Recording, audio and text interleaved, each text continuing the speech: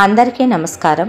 ఈరోజు మనం చెప్పుకోబోయే కథ అల్లుడు గారు. కథలోకి వెళ్ళబోయే ముందు మీరు కనుక మన ఛానల్ని ఫస్ట్ టైం చూస్తున్నట్లయితే తప్పకుండా మన ఛానల్ని లైక్ చేయండి, షేర్ చేయండి, సబ్స్క్రైబ్ చేయండి, బెల్ ఐకాన్ క్లిక్ చేసి ఆల్ అనే బటన్ ప్రెస్ చేయడం మర్చిపోకండి.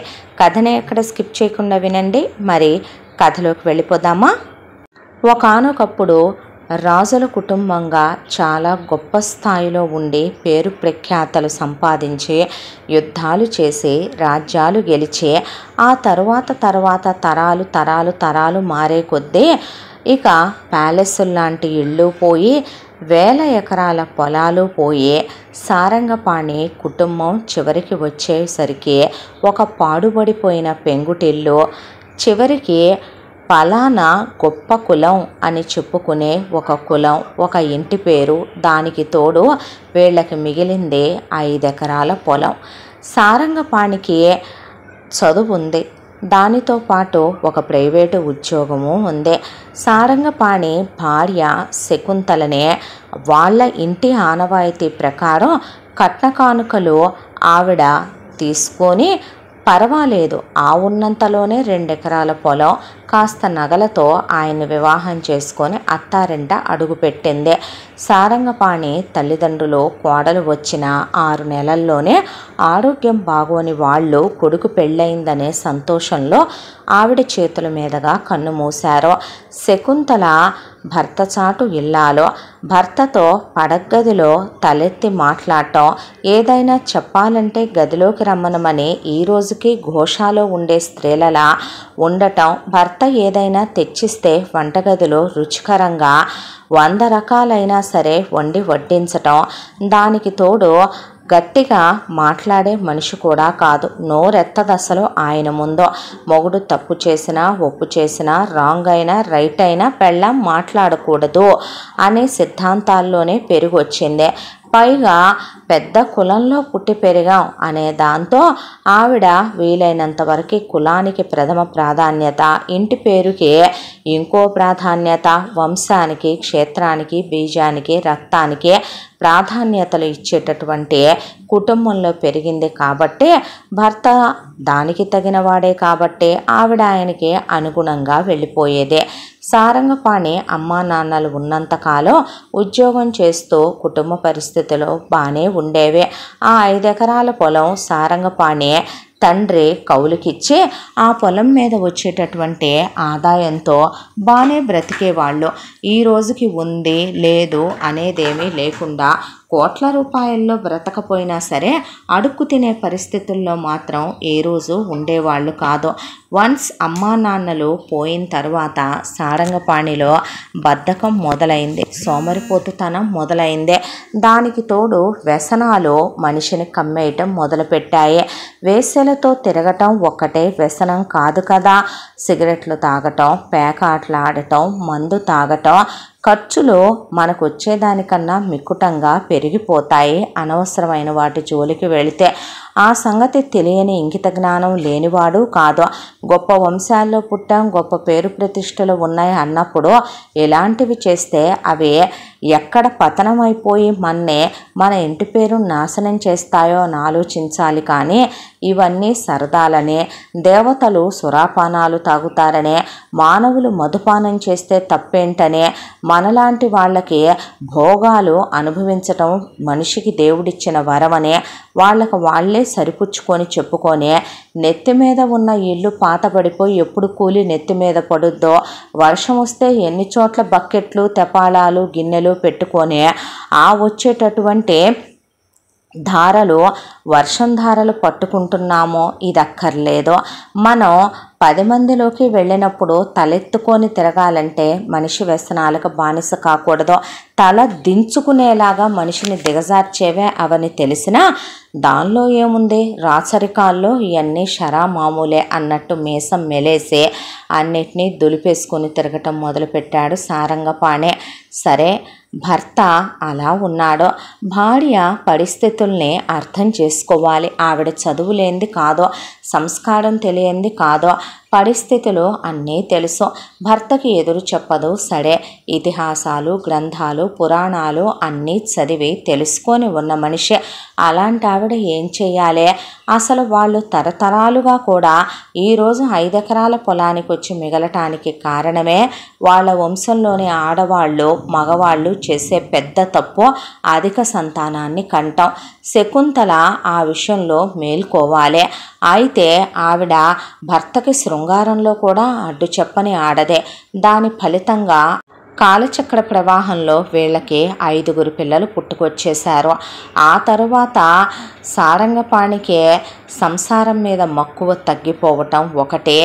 రెండవది అతను భార్యతో కలిసే టైం ఫర్టిలేషన్ టైం కాకపోవటం ఒకటే. దానికి తోడు శకుంతలకి ఆరోగ్యం బాగోక గర్భసంచి వీక్గా ఉండి సంతానాన్ని కనే సామర్థ్యత తగ్గిపోవటంతో ఆ 5తోనే ఇక పాపం ఆపేసుకోవాల్సి వచ్చింది ఈ జంట. పెద్దబ్బాయి పేరు వంశీ, రెండో కూతురు పేరు కళ్యాణి, ఆ తరువాత కూతురు జగతి తర్వాత కొడుకు మహేష్, ఇక చిట్ట చివరన మళ్ళీ కూతురు ఇందు. 5 పిల్లలు. ఈ 5 పిల్లలతో సంసారాన్ని మాత్రం బయటికి ఏమీ తెలియనివ్వకుండా చాలా గుట్టుగా, చాలా పద్ధతిగా, అలాగే చాలా వినయ విధేయతలు వీళ్ళకి నేర్పిస్తూ పెంచుకొస్తూ వీళ్ళని పెంచి పెద్ద చేస్తే విలువలతో అది వేరే విషయం. కానీ పిల్లలు పెరిగే కొద్దీ జరిగేదేంటి? బిడ్డ పెరిగే కొద్దీ గుడ్డ పెరుగుద్ది, బిడ్డ పెరిగే కొద్దీ ముద్ద పెరుగుద్ది అంటారు పెద్దవాళ్ళు. అలాగే మనకి పెద్దవాళ్ళు అంటారు మంది పెరిగితే మజ్జిగ పలచనవుతుంది అని. అంతమంది ఉన్న ఇంట్లో ఎన్ని పళ్ళాలు పొద్దున్నే టిఫిన్లకి లేవాలి, అలాగే మధ్యాహ్న భోజనాలకి, సాయంత్రం స్నాక్స్కి, నైట్ డిన్నర్లకి లేవాలి. వాళ్ళందరికీ బట్టలు, చదువులు ఇవన్నీ ఎక్కడి నుంచి వస్తాయి? అలా అని వీళ్ళు కాంప్రమైజ్ అవ్వరు, అలా అని వీళ్ళు అడ్జస్ట్ అవ్వరు, కాంప్రమైజ్ అవ్వరు, దేనికి సర్దుకుపోరు. పిల్లల్ని గవర్నమెంట్ స్కూళ్ళకి పంపలేరు. చెడ్డీ వేస్తే చొక్కా వేయకుండా, ఆడపిల్లలకి ఇక తలకి నూనె లేకుండా పెంచలేరు కదా. ఎంతైనా సరే చిన్నప్పటి నుంచి ఏమి నేర్పినా ఏమి నేర్పకపోయినా కులం గురించి, కులం యొక్క ఘనత గురించి, వంశం యొక్క చరిత్ర గురించి, వాళ్ళ పెద్దల గురించి, వాళ్ళు సాధించిన విజయాల గురించి, ఒకప్పుడు ఉన్న కోట్ల రూపాయల ఆస్తుల గురించి మాత్రం చెప్తూ పిల్లల్ని పెంచి పెద్ద చేసే దాంట్లో సారంగపాణి ఇప్పటికైనా బుద్ధి తెచ్చుకొని రోజు ఉద్యోగానికి వెళ్ళాలి. పిల్లలు ఎదుగుతున్నారు కాబట్టే ఉద్యోగం శాంతానికే మానేసి కూర్చున్నాడు. మొగుడిని నువ్వెందుకు ఉద్యోగం చేయవో, ఎందుకు ఉద్యోగానికి వెళ్ళవో, మనకి పిల్లలు పుట్టారు, రేపొద్దున మనం వాళ్ళకి కోట్లు లక్షలు ఇవ్వకపోతే మానే, వాళ్ళ సిగ్గు అభిమానం దాచుకోవటానికే ఒళ్ళు దాచుకునే బట్టలైనా కొనిపెట్టాలి, చదువైనా ఇవ్వాలి, వాళ్ళని మంచి నడవడికైనా చూపించి పెంచాలని చెప్పాల్సిన శకుంతల నాకెందుకు, మగ మనిషి ఆయన ఇష్టం, ఆయన ఏం చేస్తే నన్ను ఊరుకుంటాడా ఏంది, ఇది ఇంకా బాగుంది, నేను ఎదురు చెప్తే ఆయన ఆస్తే ఆయన పాస్తే ఆయనకి తెలీదా ఏం చెయ్యాలో, నారు పోసిన దేవుడు నీరు పోయడా ఏంటి, ఇది ఇంకా బాగుంది, అప్పో సప్పో మగాడన్నాక ఆయన తేవటం ఆయన కర్తవ్యం, ఆయన తెస్తాడు ఇస్తాడు. ఏమోనమ్మా, మా ఇళ్లల్లో వంటిళ్ళ గుమ్మాలు ఆడవాళ్ళు దాటరు, వీధి గుమ్మాలు దాటి బయటకు వెళ్ళటాలు మాకు అలవాటు లేవు, మా కులానికి అలాంటి అలవాటు లేదు అని ఇక ఇంట్లోనే తిని కూర్చోటం, మొగుడు తెస్తే 10 రకాలు వండటం, ఉన్న రోజున పరమాన్నం, లేని రోజున పచ్చడన్నం, ఇలా బ్రతకమని ఏ కులంలోనూ ఏ మతంలోనూ ఏ వేదంలోనూ చెప్పలేదు. ఆడదైనా మగాడైనా ఒక రకంగా భార్యే భర్తకి అన్నీ అయినప్పుడు, ఆయనలో సగభాగం అయినప్పుడు తప్పుని తప్పని, ఒప్పుని ఒప్పని చెప్పే తల్లి భార్య అవ్వాలి, తండ్రి భార్య అవ్వాలి. అన్నదమ్ములు అక్క చెల్లెళ్ళు ఎలా అయితే మందలించి చెప్తారో అవన్నీ తనే అవ్వాలి. ఇంటి పెద్దవాళ్ళు ఉంటే గనక తాత ముత్తాతలు ఎలా మందలిచ్చి చెప్తారో అలా చెప్పుకోవడం తప్పు కాదే. నలుగురిలో మాట పట్టం కన్నా, నవ్వుల పాలవటం కన్నా, తలంచుకోవటం కన్నా కన్నా, మోకాళ్ళ మీద కూర్చొని కొంగు చాచి బిచ్చమడగటం కన్నా, అప్పులు తప్పులు చేయటం కన్నా మనం 4 గోడల మధ్య మన భర్తకి మనం తప్పొప్పులు చెప్పుకోవటం ఎప్పుడూ తప్పు కాదు. భార్య అయినా ఆ విషయం గురించి భర్తకి చెప్పొచ్చు, భర్త అయినా భార్యకి చెప్పొచ్చు. దుబారా చేసే పెళ్ళాలకి చెప్పలేని చాతగాని మొగుళ్ళు ఎంతమందో. మొగుళ్ళు వ్యసనాలకి బానిసైపోయే సంసారాన్ని వీధిలో పెడుతుంటే నోరెత్తని పెళ్ళాలు ఎంతమందో. ఇది పాతివ్రత్య ధర్మాల్లో ఒకటి అంటే ఎప్పటికీ మన వేదాలు కూడా ఒప్పుకోని విషయమేమో.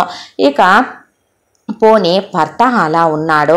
శకుంతలైన తను కాస్త స్త్రీధనంగా నగలు తెచ్చిందే, పొలం తెచ్చిందే.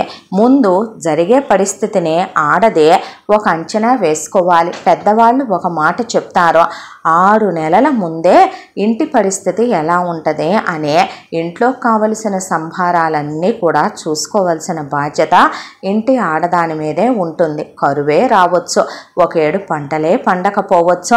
అనుకోని ఆకస్మిక పరిస్థితుల్లో భర్తకి ఏ రోగమో రుష్టో వచ్చి మంచాన పడవచ్చు, ఏ యాక్సిడెంట్లో అవ్వచ్చు, ఇంట్లో ఉన్న పెద్దవాళ్లే కాలం చేయొచ్చు. ఏ విపత్కర పరిస్థితులు వచ్చినా ఇంట్లో తిండికి గుడ్డకి లోటు లేకుండా బయట భర్త ఎలా అయితే సంపాదించుకొస్తున్నాడో పొదుపుగా ఇంట్లో ఉన్న ఆడది రేపటి రోజు ఏంటనే అంచనా, పిల్లల భవిష్యత్తు గురించి, కుటుంబ విలువల గురించి గుట్టుగా సంసారం నెట్టుకొచ్చే పద్ధతి అంటే పక్కింటికి వెళ్ళి పావు గ్లాస్ పంచదార ఇవ్వండనో, ఎదురింటికి వెళ్ళి తోడుకు పెరిగివ్వండనో, కిందింటికి వెళ్ళి ఏం కూర వండుకున్నారని అడుక్కు తింటామో కాదు. మన ఇంట్లో దీపం ఉన్నప్పుడే చక్కబెట్టుకోవాలి. పక్కింటి వాళ్ళు, ఎదురింటి వాళ్ళు, కిందింటి వాళ్ళు, పై ఇంటి వాళ్ళు ఫ్రీగా పని పాట లేకుండా ఖాళీగా ఉంటారు కాబట్టి పోసుకోలు కబుర్లు చెప్తే వింటారు, తిప్పి చెప్తారు. లేదా వాళ్ళకి కాలక్షేపానికి ఎవడో ఒక టైంపాస్కి ఉండాలి కాబట్టి ఆ సోది వినటం వాళ్ళకి ఇష్టమై ఉంటుంది కాబట్టి వింటూ కూర్చుంటారు. ఒకప్పుడు అది ఆడవాళ్ళకి అలవాటు. ఎందుకంటే మగాళ్లే పాడి పంట, ఒకవైపున వ్యాపారాలు ఇవన్నీ చూసుకుంటే ఇళ్లల్లో పని పాట లేక బాగా డబ్బులు ఎక్కువైపు కూర్చునే ఆడవాళ్ళు కాలక్షేపాలకి టీవీలు కూడా లేని రోజుల్లో అమ్మలక్కల ముచ్చట్లు, తర్వాత టీవీలు, ఆ తర్వాత జనరేషన్లు మారే కొద్దీ ఫేస్బుక్లు, వాట్సప్లు, అంతే తప్ప మనుషుల్లో ఉండేటటువంటి, పైగా దీన్ని ఏమంటారంటే ఒకళ్ళతో ఒకళ్ళు కనెక్ట్ అయి ఉండటం, ఒకళ్ళతో ఒకళ్ళు బాధను పంచుకోవటం, ఇరుగు పొరుగుతో క్లోజ్గా ఉండటం, ఆత్మను పంచుకోవటం. నిజమైన స్నేహాలు బంధాలు అంటే కష్టం వస్తే సుఖం వస్తే ఒకళ్ళకి చెప్పుకొని పొందే ఓదార్పులో ఉండదు. ప్రార్థించే పెదవుల కన్నా సాయం చేసే చేతులు మిన్నా అనే ఒకళ్ళతో మనం నిజమైన స్నేహం చేస్తే అది మనమైనా వాళ్ళైనా కష్టంలో ఉన్నప్పుడు తిరిగి ఆశించకుండా సాయం చేసే స్నేహాలు అయి ఉండాలి. అలాంటి బంధువులు బంధుత్వాలై ఉండాలి. అలా ఏవీ లేనప్పుడు మనం వాళ్ళతో స్పెండ్ చేసే టైం ఏదో మనం కష్టం మీదో కష్టార్జితం మీదో పెట్టుకొని మన ఇంట్లో మనం 4 గోడల మధ్య ఈరోజు మన భర్త సంపాదిస్తున్నాడో ఒక రోజుకి ఆయనకి మనకి రిటైర్మెంట్ లైఫ్ వస్తుంది. అంతా బాగానే ఉన్న సిచ్యువేషన్ అయినా రూపాయి ఎవడికి చేదో, కూర్చొని తింటే కొండలైనా కరిగిపోతా. ఆ టైంలో ఏ మిషనో కుట్టుకోవచ్చు, ఏ యూట్యూబో పెట్టుకోవచ్చు, ఏ వంటలో చేసుకోవచ్చు, ఏదో ఒక పనిని ఆడవాళ్ళు క్రియేట్ చేసుకోవచ్చు. ఖాళీగా కూర్చొని ఊసులు చెప్పుకుంటే లేని పాపం మనకి అంటుకోవటం తప్ప వచ్చేదేముందే, వాటి వల్ల ప్రయోజనం ఏముందే? అవి చూస్తూ పెరిగే మన పిల్లలు నువ్వు ఎదురింటి ఆంటీకి పక్కింటి ఆంటీ గురించి చెప్పలా, నువ్వేమైనా మా గురించి పట్టించుకున్నావా, మమ్మల్ని గాలికి వదిలేసి టీవీలకు అప్పచెప్పి నువ్వు వెళ్ళి ఊసులు చెప్పలే అని ఒక వయసు వచ్చాక పిల్లలతో కూడా మనం అడిగించుకోవాలి. అలాంటి పెంపకాల్లో వాతావరణాల్లో పెరిగే పిల్లల భవిష్యత్తులో ఎలా ఉంటాయనేది తల్లిదండ్రులు ముందు నుంచో ఆలోచించుకోవాలి. మా అమ్మమ్మ అలా ఉంది, మా తాతమ్మ ఇలా ఉంది, మా నాన్నమ్మ ఇలా ఉంది, మా అమ్మ అలా ఉంది, మేము అలానే ఉంటామంటే కాలం మారుతాయి, రోజులు మారుతాయి, ఊహించని పరిస్థితులు ఎదురవుతాయి. మనుషులు సిచ్యువేషన్స్ని బట్టి వెళ్ళాలి. ఒకప్పుడు శకుంతల వాళ్ళ తరతరాలకి గడిచిపోయింది కదా అంటే శకుంతలైన పరిస్థితుల నుంచి మేల్కోవాల్సిందే. తను ఒకప్పటి రాచరికాల్లో ఉన్నట్టు రోజులు ఈరోజు లేకపోయినా, వాళ్ళకంత స్థితిగతులు లేకపోయినా ఆమెలో వచ్చిన మార్పు ఏమీ లేదు. అది సోమరిపోతుతనం బద్ధకానికి పెట్టుకున్న పేరు అంటాను నేను. అయితే శకుంతల చేసినటువంటి ఆ పొరపాటు వల్లే సారంగపాణి ఇంట్లో తిని కూర్చొని సోమరిపోతుతనానికి అలవాటు పడిపోయాడు. ఆ అలవాటు కాస్త మనిషి 4 రోజులు ఖాళీగా కూర్చుంటేనే 5వ రోజుకి బాడీ పనికి వంగదు. అలాంటిది సంవత్సరాల తరబడి కూర్చుంటే ఏం వంగుద్ది? ఉన్నంతలోనే పిల్లల్ని ఏ గవర్నమెంట్ స్కూల్లో వేయకూడదు, మళ్ళీ ప్రెస్టేజ్ ఇష్యూ. దాంతో వాళ్ళను కాన్వెంట్లో పడేయాలి. కాబట్టి ఇక 1 ఎకరం పొలం అమ్ముకొచ్చాడు పెళ్ళాందే.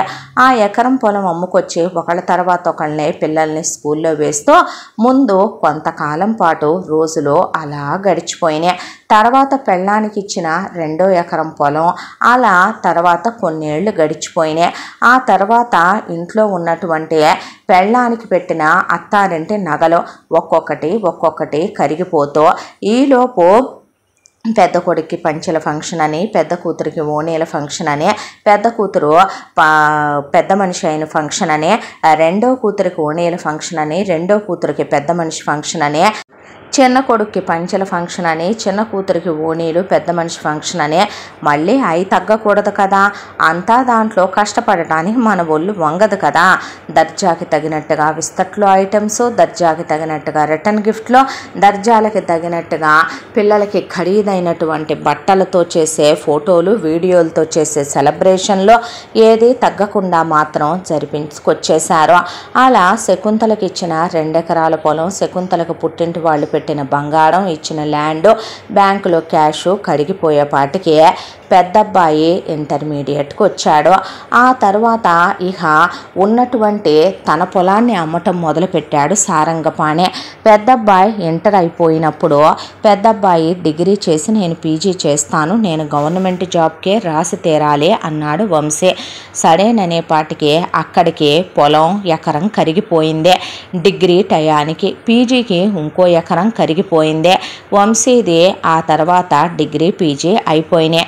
వీళ్ళు పుట్టిన అగ్రకులాల వల్ల గవర్నమెంట్ జాబ్కి ఎన్నిసార్లు రాసినా రాలేదనే డిప్రెషన్లో వంశీ ఉండే తను పీజీ వరకు చదువుకున్నాడు. ప్రైవేట్ ఉద్యోగానికి వెళ్ళొచ్చు కదా, వెళ్ళి ఏదో ఒక ఉద్యోగం చేసుకోవచ్చు కదా.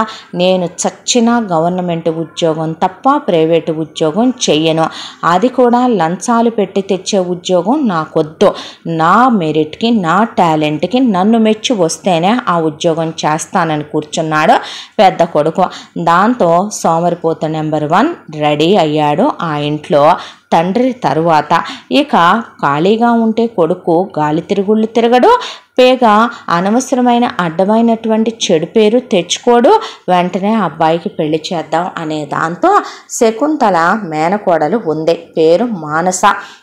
బ్రతికి చెడ్డవాళ్ళు వీళ్ళలాగే కులాలు కలిసినాయి, వంశాలు కలిసినాయి. మానస ఇంటర్మీడియట్ చదువుకొని ఎప్పటి నుంచో ఇంట్లో పడి ఏడుస్తుంది. రూపాయి కానీ కట్నం ఇచ్చుకోలేరు వాళ్ళు. వీళ్ళే ఎదురు తాళి గొలుసు నల్లబోసలు పెట్టి వంశీకి ఇచ్చి పెళ్లి చేసి తీసుకొచ్చారు మానసనే.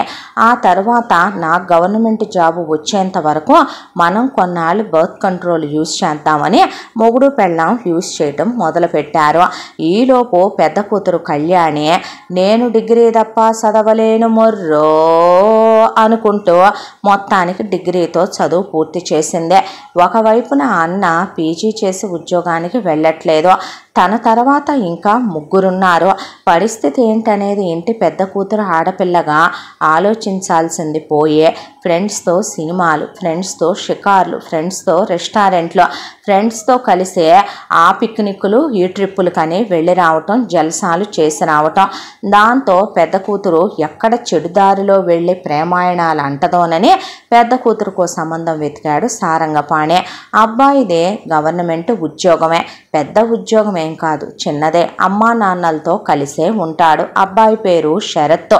అయితే 1 ఎకరం పొలం అమ్మి దర్జాకి తగ్గకుండా, కాంప్రమైజ్ అవ్వకుండా పెద్ద కూతురికే మొత్తానికి పెళ్లి జరిపించి కట్న కానుకలిచ్చి లాంఛనాలతో అత్తారింటికి పంపారు.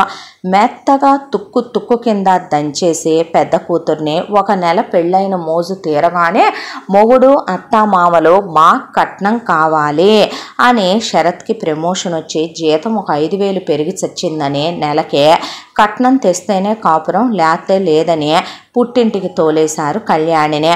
శరత్ రోజు ఆఫీస్కి వెళ్ళేది కళ్యాణి వాళ్ళ ఇంటి మీదే. దాంతో ఇక కళ్యాణి రోజు పూలు పెట్టుకొని బొడ్డు కిందకి చీర కట్టి ఇంత పౌడర్ మెత్తి మేకప్ వేసి మొత్తానికి చప్పట్లు కొట్టి మొగుణ్ణి పిలుచుకొని వెనకాల దొడ్డిదారి నుంచి మొగుణ్ణి పెరటి వైపు ఉన్నటువంటి అవుట్ హౌస్లో శారీరక కోరికలు ఆగుతీయా, పోనీ పిల్లోడో పుట్టి కడుపో కాలో వస్తే మొగుడు తన్నే కాపురానికి తీసుకెళ్తాడేమోనని చెప్పి మొగుడుతోనే కాలు జారి ఒక కడుపు తెచ్చుకుంది.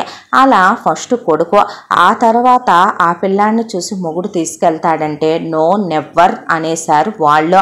ఆ తర్వాత మళ్ళీ కడుపు తెచ్చుకొని కూతుర్ని కన్న తర్వాత ఇక 3 ఎకరాల పొలం ఆల్రెడీ అయిపోయింది కాబట్టి ఈ ఇంత గ్యాప్లో 4వ ఎకరం పొలం కూడా స్వాహా అయిపోయిన తర్వాత ఈ ఇంత కుటుంబంలో ఈ ఫ్యామిలీ గురించి ఆలోచించేది, ఈ ఫ్యామిలీ గురించి పట్టేది ఒక్క 3వ అమ్మాయి జగతికి మాత్రమే.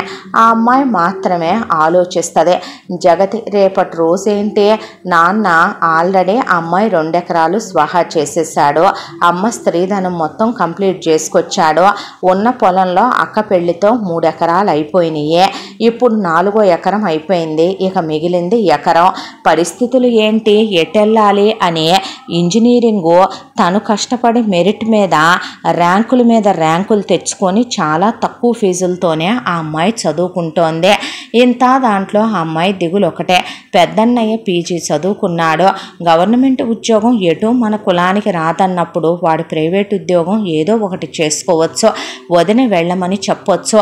వదిన ఇంటర్ వరకు చదువుకుందే, కనీసం ఇంట్లో ఉండే వదినకి మిషన్ కుట్టడం వచ్చు, ఏదో ఒకటి చేయొచ్చు, అమ్మ వంటలు బాగా చేసుద్ది, ఏదో ఒకటి పెట్టుకోవచ్చు. నాన్న కుటుంబం గురించి ఉన్న ఆ ఎకరం పొలం అమ్మైనా అన్నయ్యతో ఏ సూపర్ మార్కెట్ పెట్టించవచ్చు, తను పై ఎత్తును చూసుకోవచ్చు. ఒకవైపున పెద్దక్క చూస్తేనేమో మొగుడిని నేనేం తప్పు చేశానని నన్ను నువ్వు ఇక్కడ వదిలేసావు, ఆల్రెడీ బోలెడంత కట్న కానుకలు నగలు తీసుకొనేగా మీ ఇంటికి నేను వచ్చాను కోడలిగా, ఇదేనా ప్రేమంటే అని అడగాల్సింది పోయి గట్టిగా మాట్లాడితే వినే బావే అయినా కూడా బావని రెచ్చగొడుతూ వాళ్ళ అమ్మని అంటాం, వాళ్ళ అక్కని అంటాం, వాళ్ళ చెల్లిని అంటాం, వాళ్ళ నాన్ననంటాం లాంటివి చేస్తదే తప్ప, పైగా పొద్దున్నే తిట్టుకొని రాత్రికల్లా పూలు పెట్టుకొని రెడీగా ఉండి మొగుడు గదిలోకి వస్తే చాలు అనుకొని ఇద్దరిని కంటదే తప్ప పుట్టింటి మీద వచ్చి పడి తింటాం తప్పు.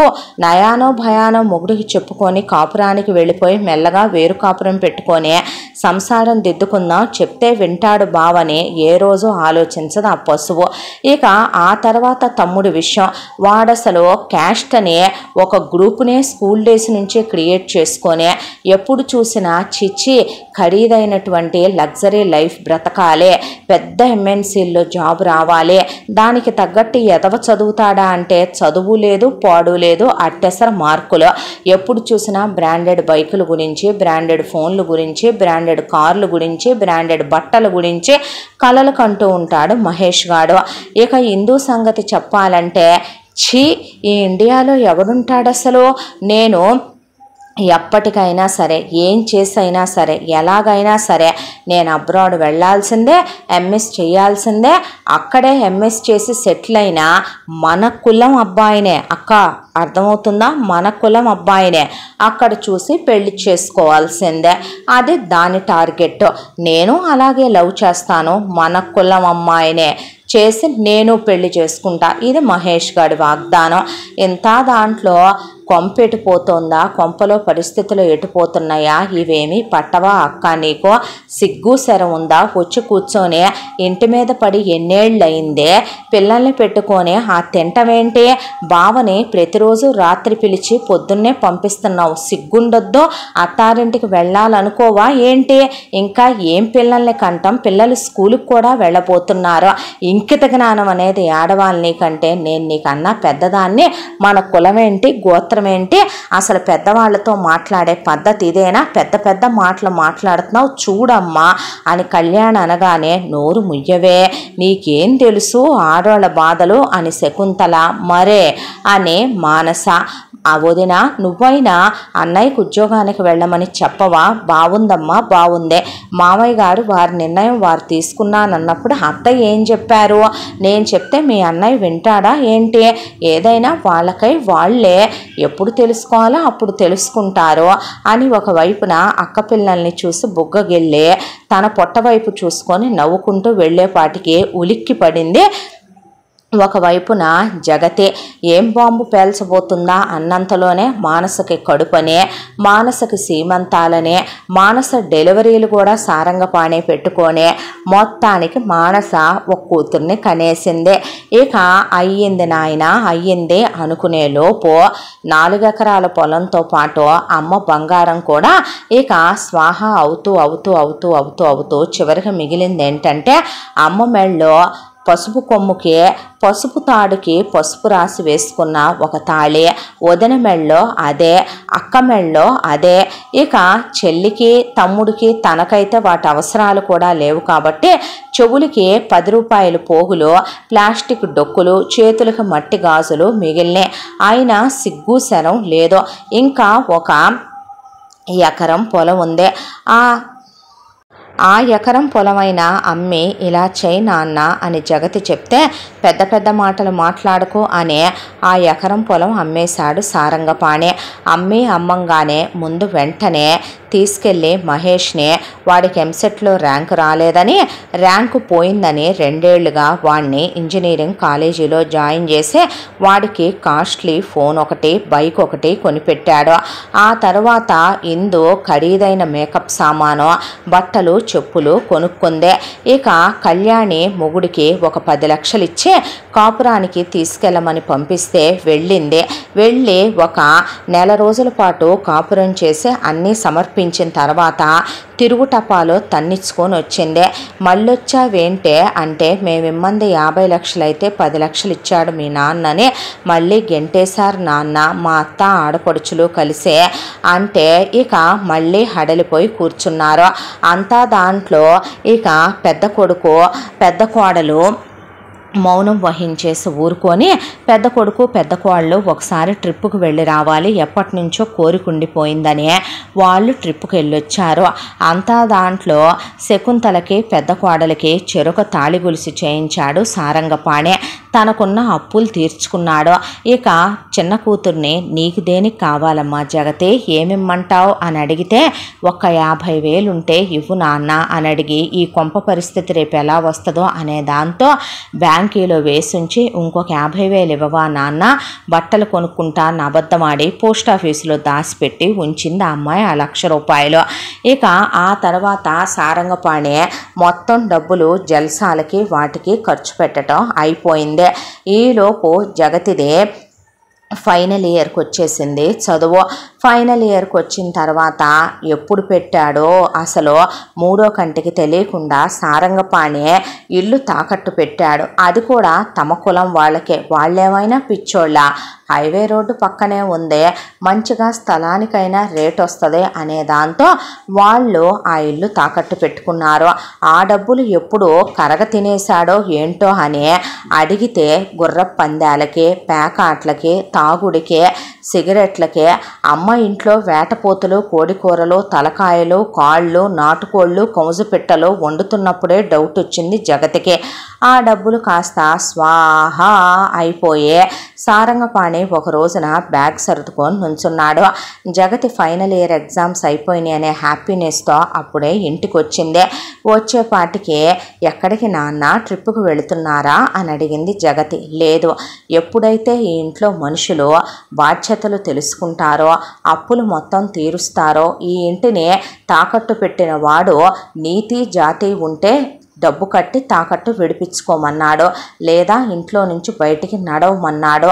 నేను వాడు మాట అన్నా దాకా, వాడు గెంటిన దాకా ఉంటే నా కులం పేరు ఏం కావాలి, నా ఇంటి పేరు ఏం కావాలి అనే దాంతో బ్యాగ్ తీసుకొని నేను ఎక్కడికి వెళుతున్నానో తెలియదు. మళ్ళీ మీరు బాగుపడ్డారు, మీ పరిస్థితులు బాగున్నాయని తెలిసిన రోజున నేను తిరిగి వస్తాను అనే మిగిలిన శకుంతల మెళ్ళో తాళి గొలుసు, కోడల మెళ్ళో తాళి గొలుసు రెండూ కూడా తీసుకొని నా ఖర్చులకు కావాలి, పసుపు కొమ్ములు వేసుకోండి అని చెప్పి జంప్ అయిపోయాడు సారంగపాణి. ఇక అప్పుడైనా అన్నయ్య బాధ్యత తెలుసుకుంటాడేమో, అప్పుడైనా పెద్దక్క డిగ్రీ చదివింది దరిద్రపది, దాని పిల్లల భవిష్యత్తుకైనా ఉద్యోగానికి వెళ్ళొద్దేమో, వదిన అమ్మ అప్పటికైనా సరే కనీసం వదిన మిషన్ ఎక్కుద్దేమో, అమ్మ అప్పటికైనా ఏదైనా పెట్టుకుందామని చెప్పి చచ్చుద్దేమోనని జగతి అలా అందరి వైపు చూస్తే శకుంతల కూర్చుండిపోయింది. ఏం చేద్దాం అనుకుంటున్నావమ్మా, నాన్న వెళ్ళిపోయారుగా, ఇప్పుడు ఇల్లు ఎలా జరుపుదామనుకుంటున్నావు అని అడిగితే ప్రస్తుతానికైతే ఓ 15 రోజుల దాకా బియ్యం ఉన్నాయి, అంతవరకు నేను చెప్పగలను, సరుకులు కూరగాయలు మిగతాయి కూడా సర్దుబాటు చేసుకుంటే సరిపోతాయి అందే మానస. ఆ తరువాత దేవుడే ఉన్నాడు, మీరు లేరా అనే వదిన అమ్మ లోపలికి వెళ్ళిపోయారు. అన్నయ్యని ఇప్పుడు కూడా నువ్వు ఉద్యోగం చెయ్యాలనుకోవా అన్నయ్య, పరిస్థితులు ఏదో తారుమారైపోయినాయి కదా అని మనం ఒక ప్రతిజ్ఞ తీసుకుంటే అది భీష్మ ప్రతిజ్ఞలాగా అమలు పరచాలి, కానీ మనం మన విలువల్ని తగ్గించుకొని ఏదో ఒక సాఫ్ట్వేర్ ఉద్యోగం అని వెళ్ళకూడదే, ఎందుకంటే నేను అలా వెళ్ళినా అక్కడ సెట్ అవ్వను అని వాడు లేచి బజారుకి వెళ్ళిపోయాడు.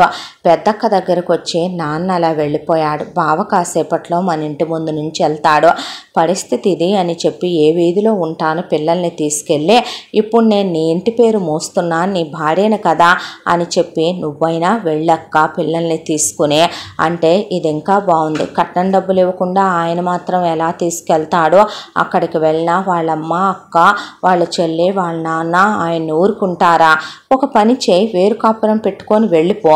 నేను అనగానే ఆయన వేరు కాపురం పెట్టడానికి ధైర్యం చేసి ముందుకేమి రారు, ఎందుకంటే వాళ్ళ అమ్మ వాళ్ళ నిర్ణయం ఆధారపడి ఉంటుంది ఆయన మీద. పోనీ నువ్వు ఉద్యోగానికి వెళ్ళవే దరిద్రపు దానా, నీ పిల్లల్ని ఎవడు పోషిస్తాడు, స్కూల్ ఫీజులు ఎవడు కడతాడో, నీ ఇంట్లో వచ్చి ఉంటున్నానన్నట్టు మాట్లాడకే, ఇది నాకు పుట్టిల్లే, ఉంటే తింటాం లేకపోతే పస్తులుంటాం, నీ ఇష్టం వచ్చినట్టు నువ్వు అనకు వెదవ బతుకు వెదవ జన్మ అని. అందరికీ విలువ తక్కువైపోయాను, అందరికీ అలసైపోయాను, మూడు వదిలి పెట్టేపాటికి చిచ్చి ఎందుకురా పుట్టారు, తండ్రి ప్రేమకి తల్లి ప్రేమకి నోచుకోలేక కోట్లై కోటీశ్వరుల్లో పుట్టలేక ఈ బాధలన్నీ మీకు పదండి అని, కోట్లల్లో పుట్టలేదని వాళ్ళు కోటీశ్వరులు అవ్వలేదని, కోట్ల రూపాయల డబ్బులు లేవని తిట్టుకుంటూ వెళ్ళిపోయింది పిల్లల్ని తీసుకొని కళ్యాణి. అంతా దాంట్లో కనీసం పోనీ చిన్న తమ్ముడు చెల్లెళ్ళనైనా కదిలిచ్చి చూద్దాం అనుకుంటే వాడు అక్క నా క్రికెట్ మ్యాచ్ ఉంది వెళ్తున్నాను అని చెప్పి వాడు వెళ్ళిపోయాడు.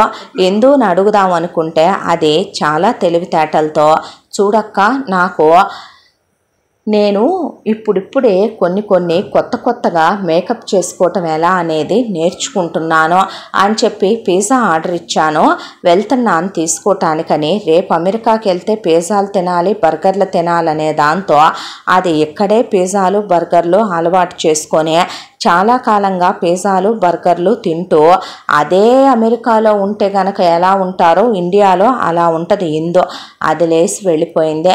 జగతికి పరిస్థితి ఏంటో అర్థం కాలేదు.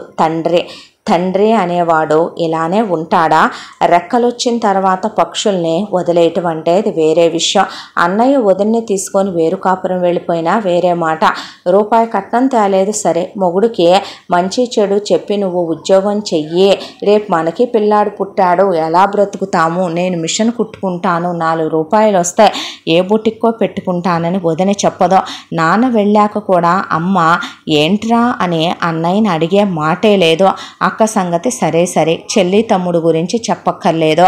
ఈ కుటుంబాన్ని ఇలాగే వదిలేస్తే వీళ్ళు ఏమవుతారో, నా దగ్గర ఉన్న 1,00,000 రూపాయలతో వీళ్ళని నేను ఎంతకాలం పోషించుకురాగలను, ఈ మందేమైనా తక్కువ మంది ఉన్నారా నేను పోషించుకురావటానికి అనేలోపు అప్పులోడొచ్చి పడ్డాడు.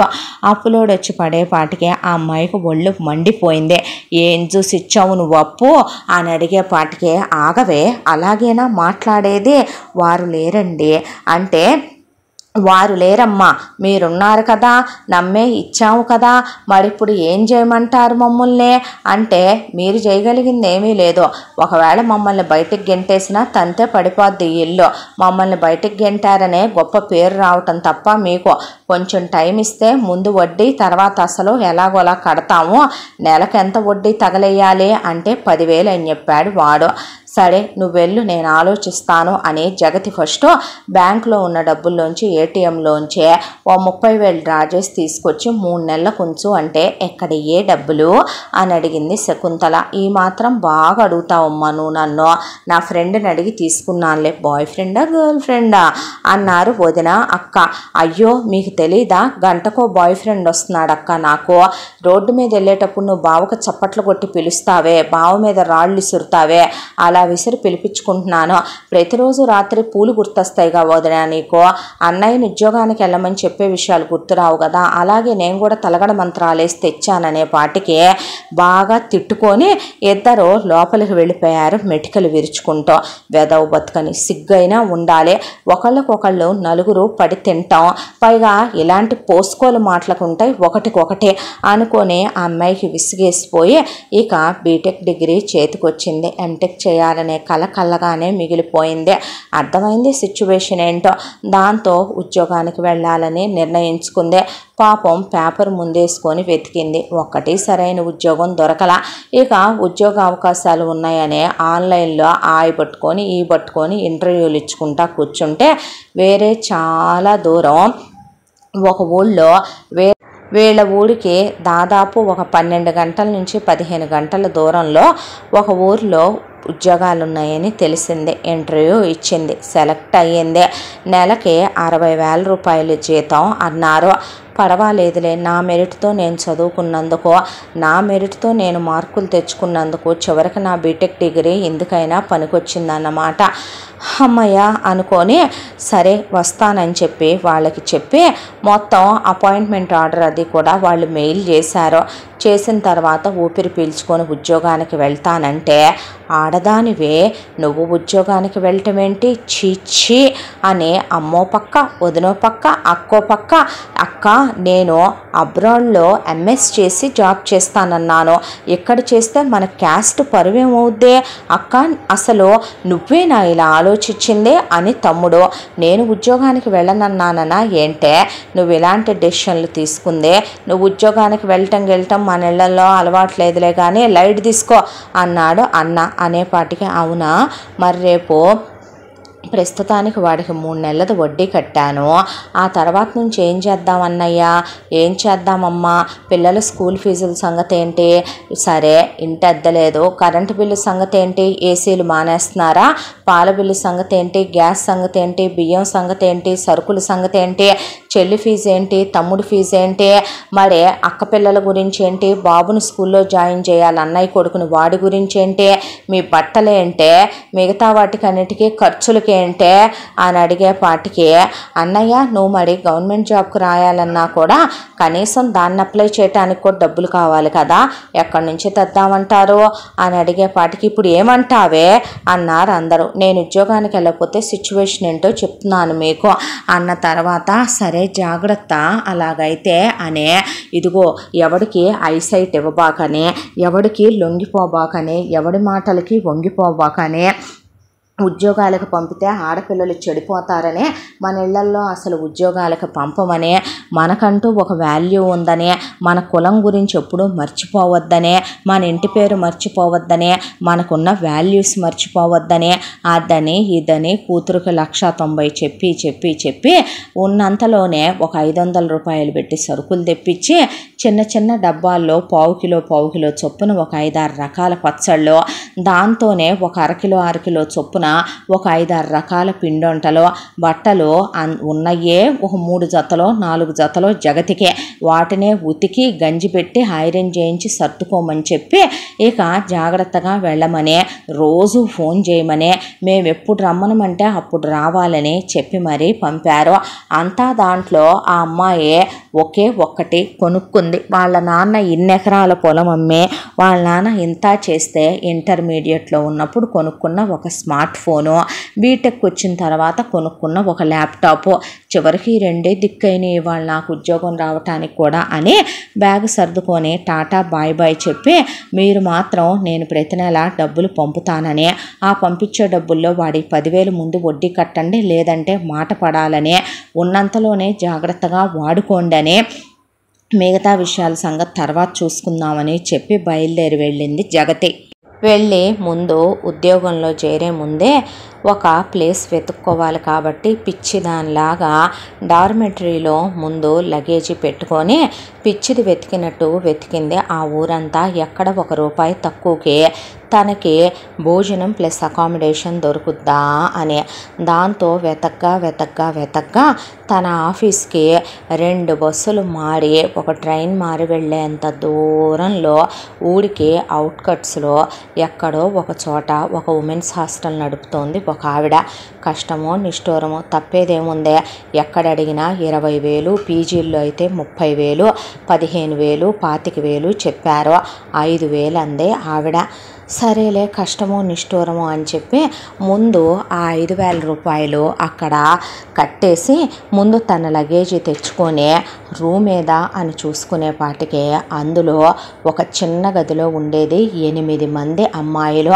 ఆ 8 మంది అమ్మాయిలకి ఒక బెడ్ లేదు, చాప మీదే పడుకోవాలి. ఇక ఎవరి పిల్లోలు, ఎవరి బెడ్డింగులు, ఎవరి చాపలు వాళ్ళవే. ఒక అలమర లేదు, ఎవరి సూట్ కేసులకి వాళ్ళు తాళాలు వేసి పెట్టుకోవటమే. ఆ 8 మందికి కలిపి ఒక బాత్రూము, ఒకళ్ళ తర్వాత ఒకళ్ళ బాత్రూముల్లోకి వెళ్ళి స్నానాలు చేయాలి.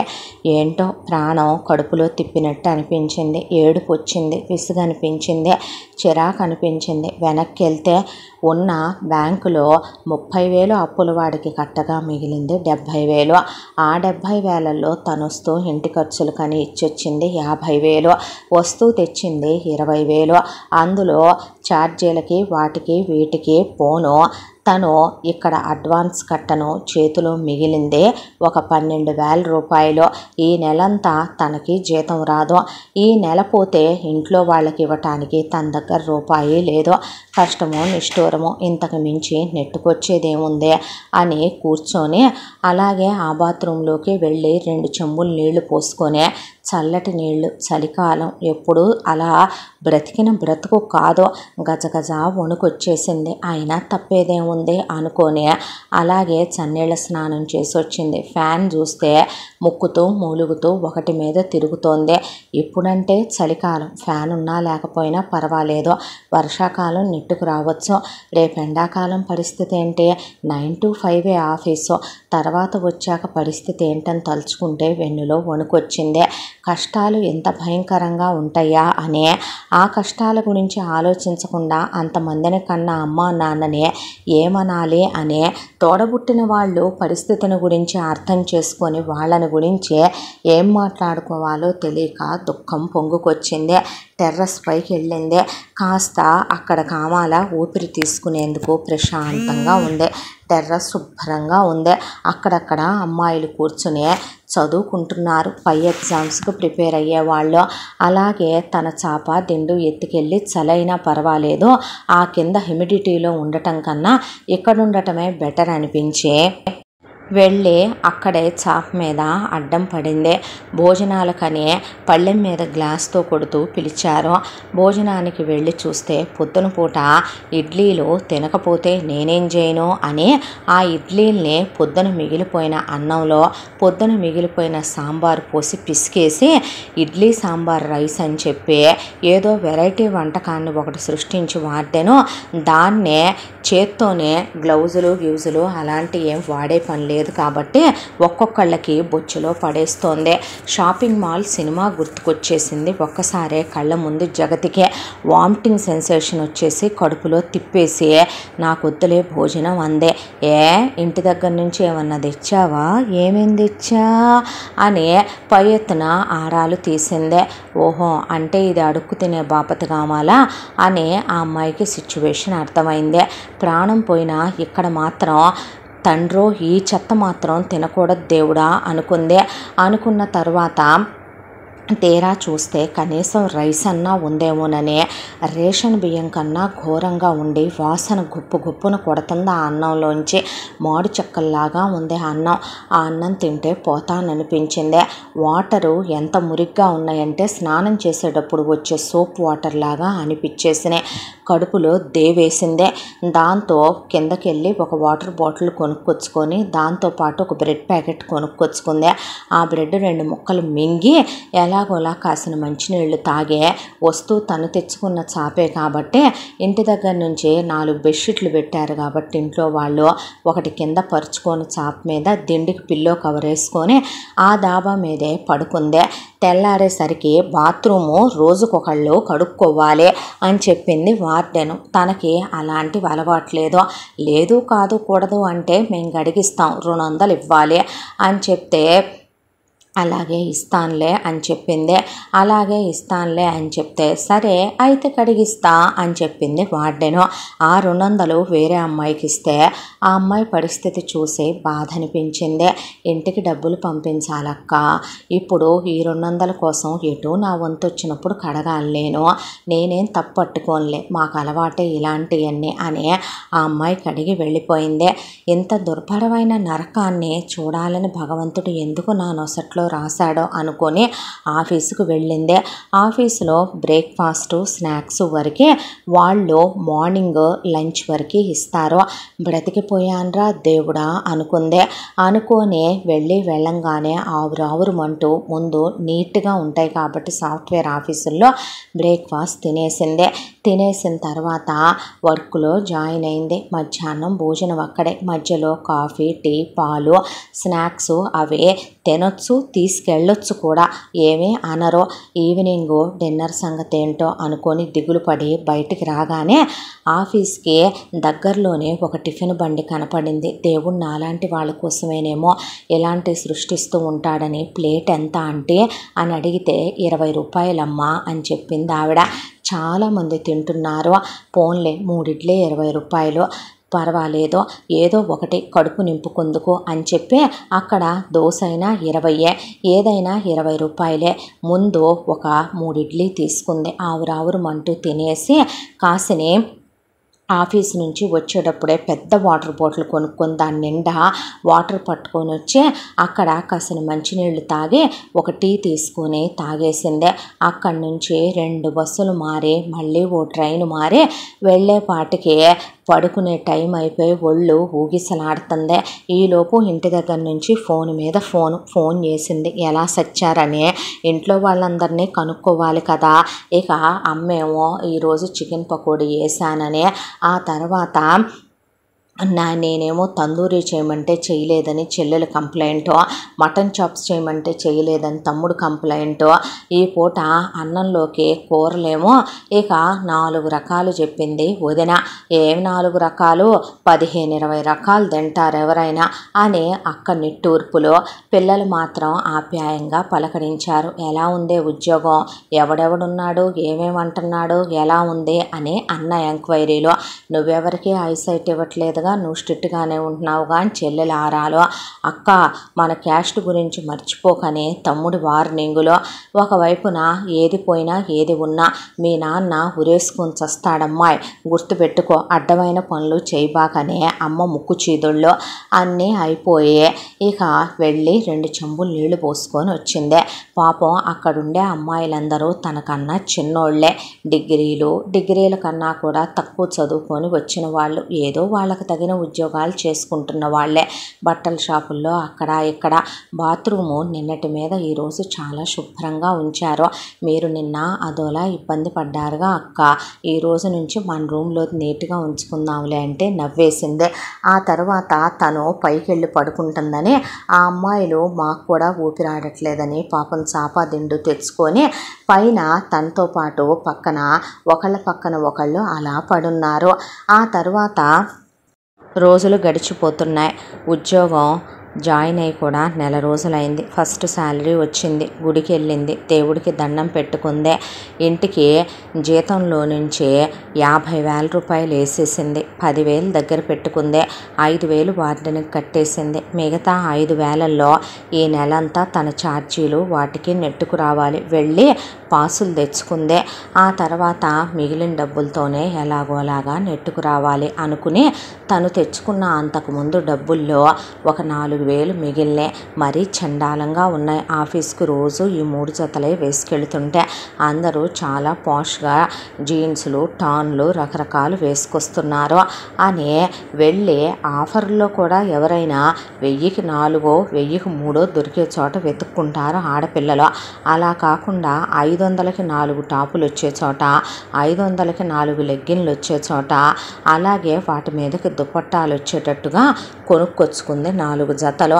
వాటితో పాటు చిన్న పౌడర్ డబ్బా, దువ్వెన, అద్దం ఇంటి దగ్గర నుంచి తెచ్చుకుంది కాబట్టి చిన్న బొట్టు బిళ్ళల ప్యాకెట్ ఒకటే, ఏయో చిన్నదే అవసరమైనంత వరకు బాడీ స్ప్రే కొనుక్కొని తెచ్చుకొని మిగతా డబ్బులు జాగ్రత్తగా ఉంచుకోవాలి ఎప్పుడన్నా అవసరమైతే అనుకొని తను ఏదైతే కనుక స్నాక్స్ ఉంటాయో ఆఫీసులో రోజు వస్తూ ఆ స్నాక్స్ అలా ఆకలిస్తే ఉంటాయిలే నైట్ తినటానికనే ఓ 2 ప్యాకెట్లు బ్యాగ్లో వేసుకొని వస్తుంది.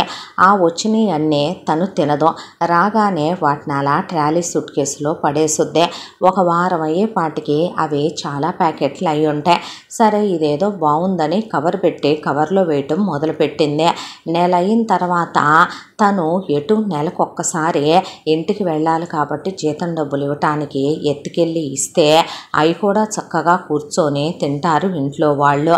ఏంటో దిగులు దీక్ష లేని మనుషులు అనుకొని రోజులు ఇలా గడిచిపోతూ ఉండగా ఎంతోటి దాంట్లో మళ్ళీ వీళ్ళ దగ్గర నుంచి ఫోను. ఏంటంటే నీకు పెళ్లి సంబంధం చూసాం రమ్మనమనే. నాకు ఇప్పుడు పెళ్లి సంబంధాలు చూడటం ఏంటమ్మా, ఏ వయసులో జరగాల్సిన ముచ్చట్లు ఆ వయసులో జరగాలి, లేకపోతే మనసు వేరే వాటి మీదకి వెళ్ళొద్ది అని వదిన.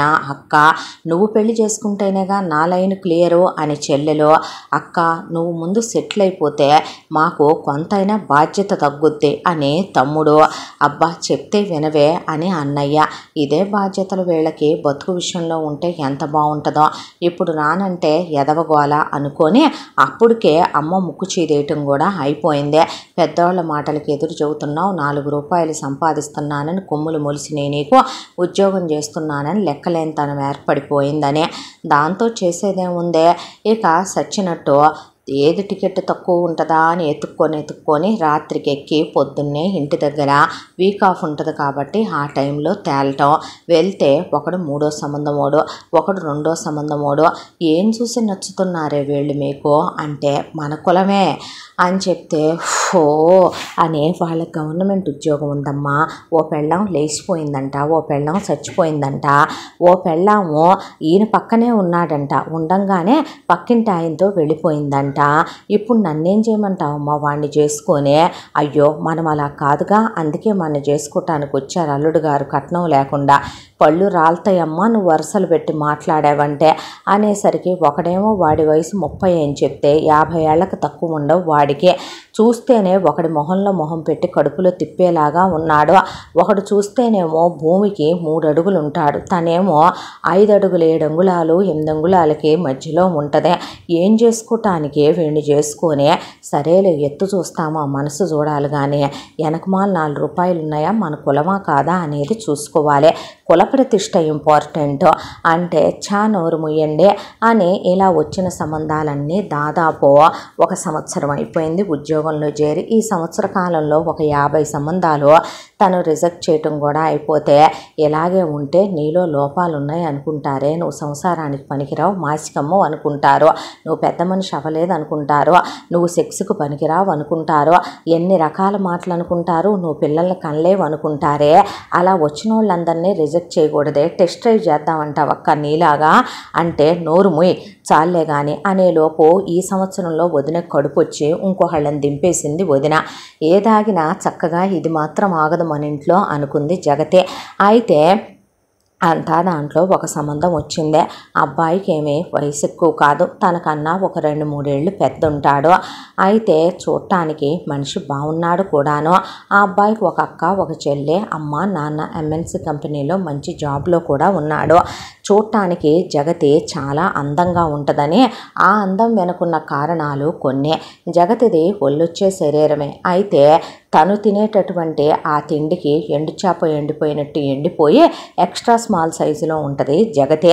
దాంతో అమ్మాయిలంటే మెయింటైన్ చేస్తారు కాబట్టి ఆ వయసులో తనేదో మిస్ ఇండియా, మిస్ యూనివర్స్ కొలతలతో బాడీని మెయింటైన్ చేసుకొస్తుంది అనుకున్న వాడు నీళ్లు నవ్వులతో ఇక జగతితో బాగానే మాట్లాడాడు. అంతా బాగుంది, అంతా ఓకే అనుకుని ఓకే చెప్పేద్దాంలే అనుకున్న టైంలో జగతి ఒక్కసారి ఫైనల్గా మీతో మాట్లాడాలండి అంటే, అయ్యో భలేవారే చెప్పండి అని జగతిని కళ్ళతోనే ఆకలిగా తినేసేటట్టు చూస్తున్నాడు.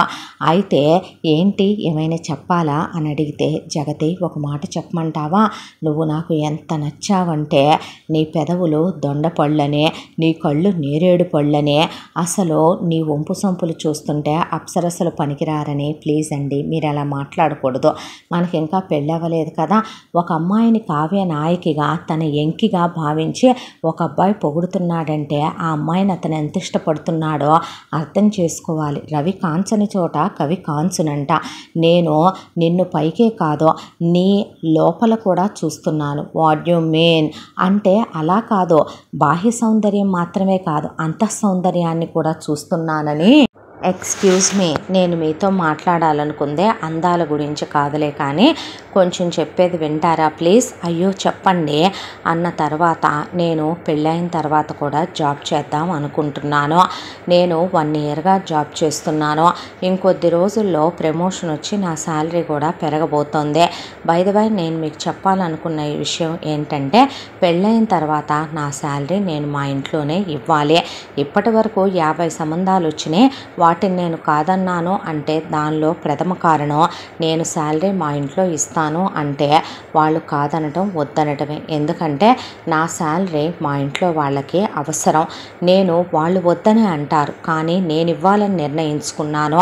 అందుకే మీకు ముందే చెప్తున్నాను, మీకు ఓకే అయితే మనం మిగతా విషయాలు మాట్లాడుకోవచ్చు అనే జగతి అనేసరికి, నాకేం ప్రాబ్లం లేదండి, కాకపోతే మా అమ్మ నాన్న మా అక్క చెల్లి ఏమంటారో అనేపాటికి యూ రాస్కల్ అనుకోనే జగతి వీడేదో పెద్ద మగాడు అనుకున్నాను, వీడు మమ్మ పప్ప సిస్టర్ బాయ్ అయినా స్టూపిడ్ అనే వాడి వైపు చూసే. అంటే అబ్బే మీరు ఉద్యోగం చేస్తానంటే నేను వద్దనండి, అమ్మ నాన్న కూడా ఏమీ అనరు, అక్కయ్య వాళ్ళు చెల్లి కూడా ఏమనరు, కాకపోతే మా అక్క మా ఇంటి కుడివైపున ఉంటుంది, చెల్లి ఎడమ వైపున ఉంటుంది, అమ్మ నాన్న మనతోనే ఉంటారు అంటే మన వదిలి వాళ్ళే ఉండలేరు కాబట్టి మనతోనే కలిసి ఉండాలన్నది వాళ్ళ కోరిక.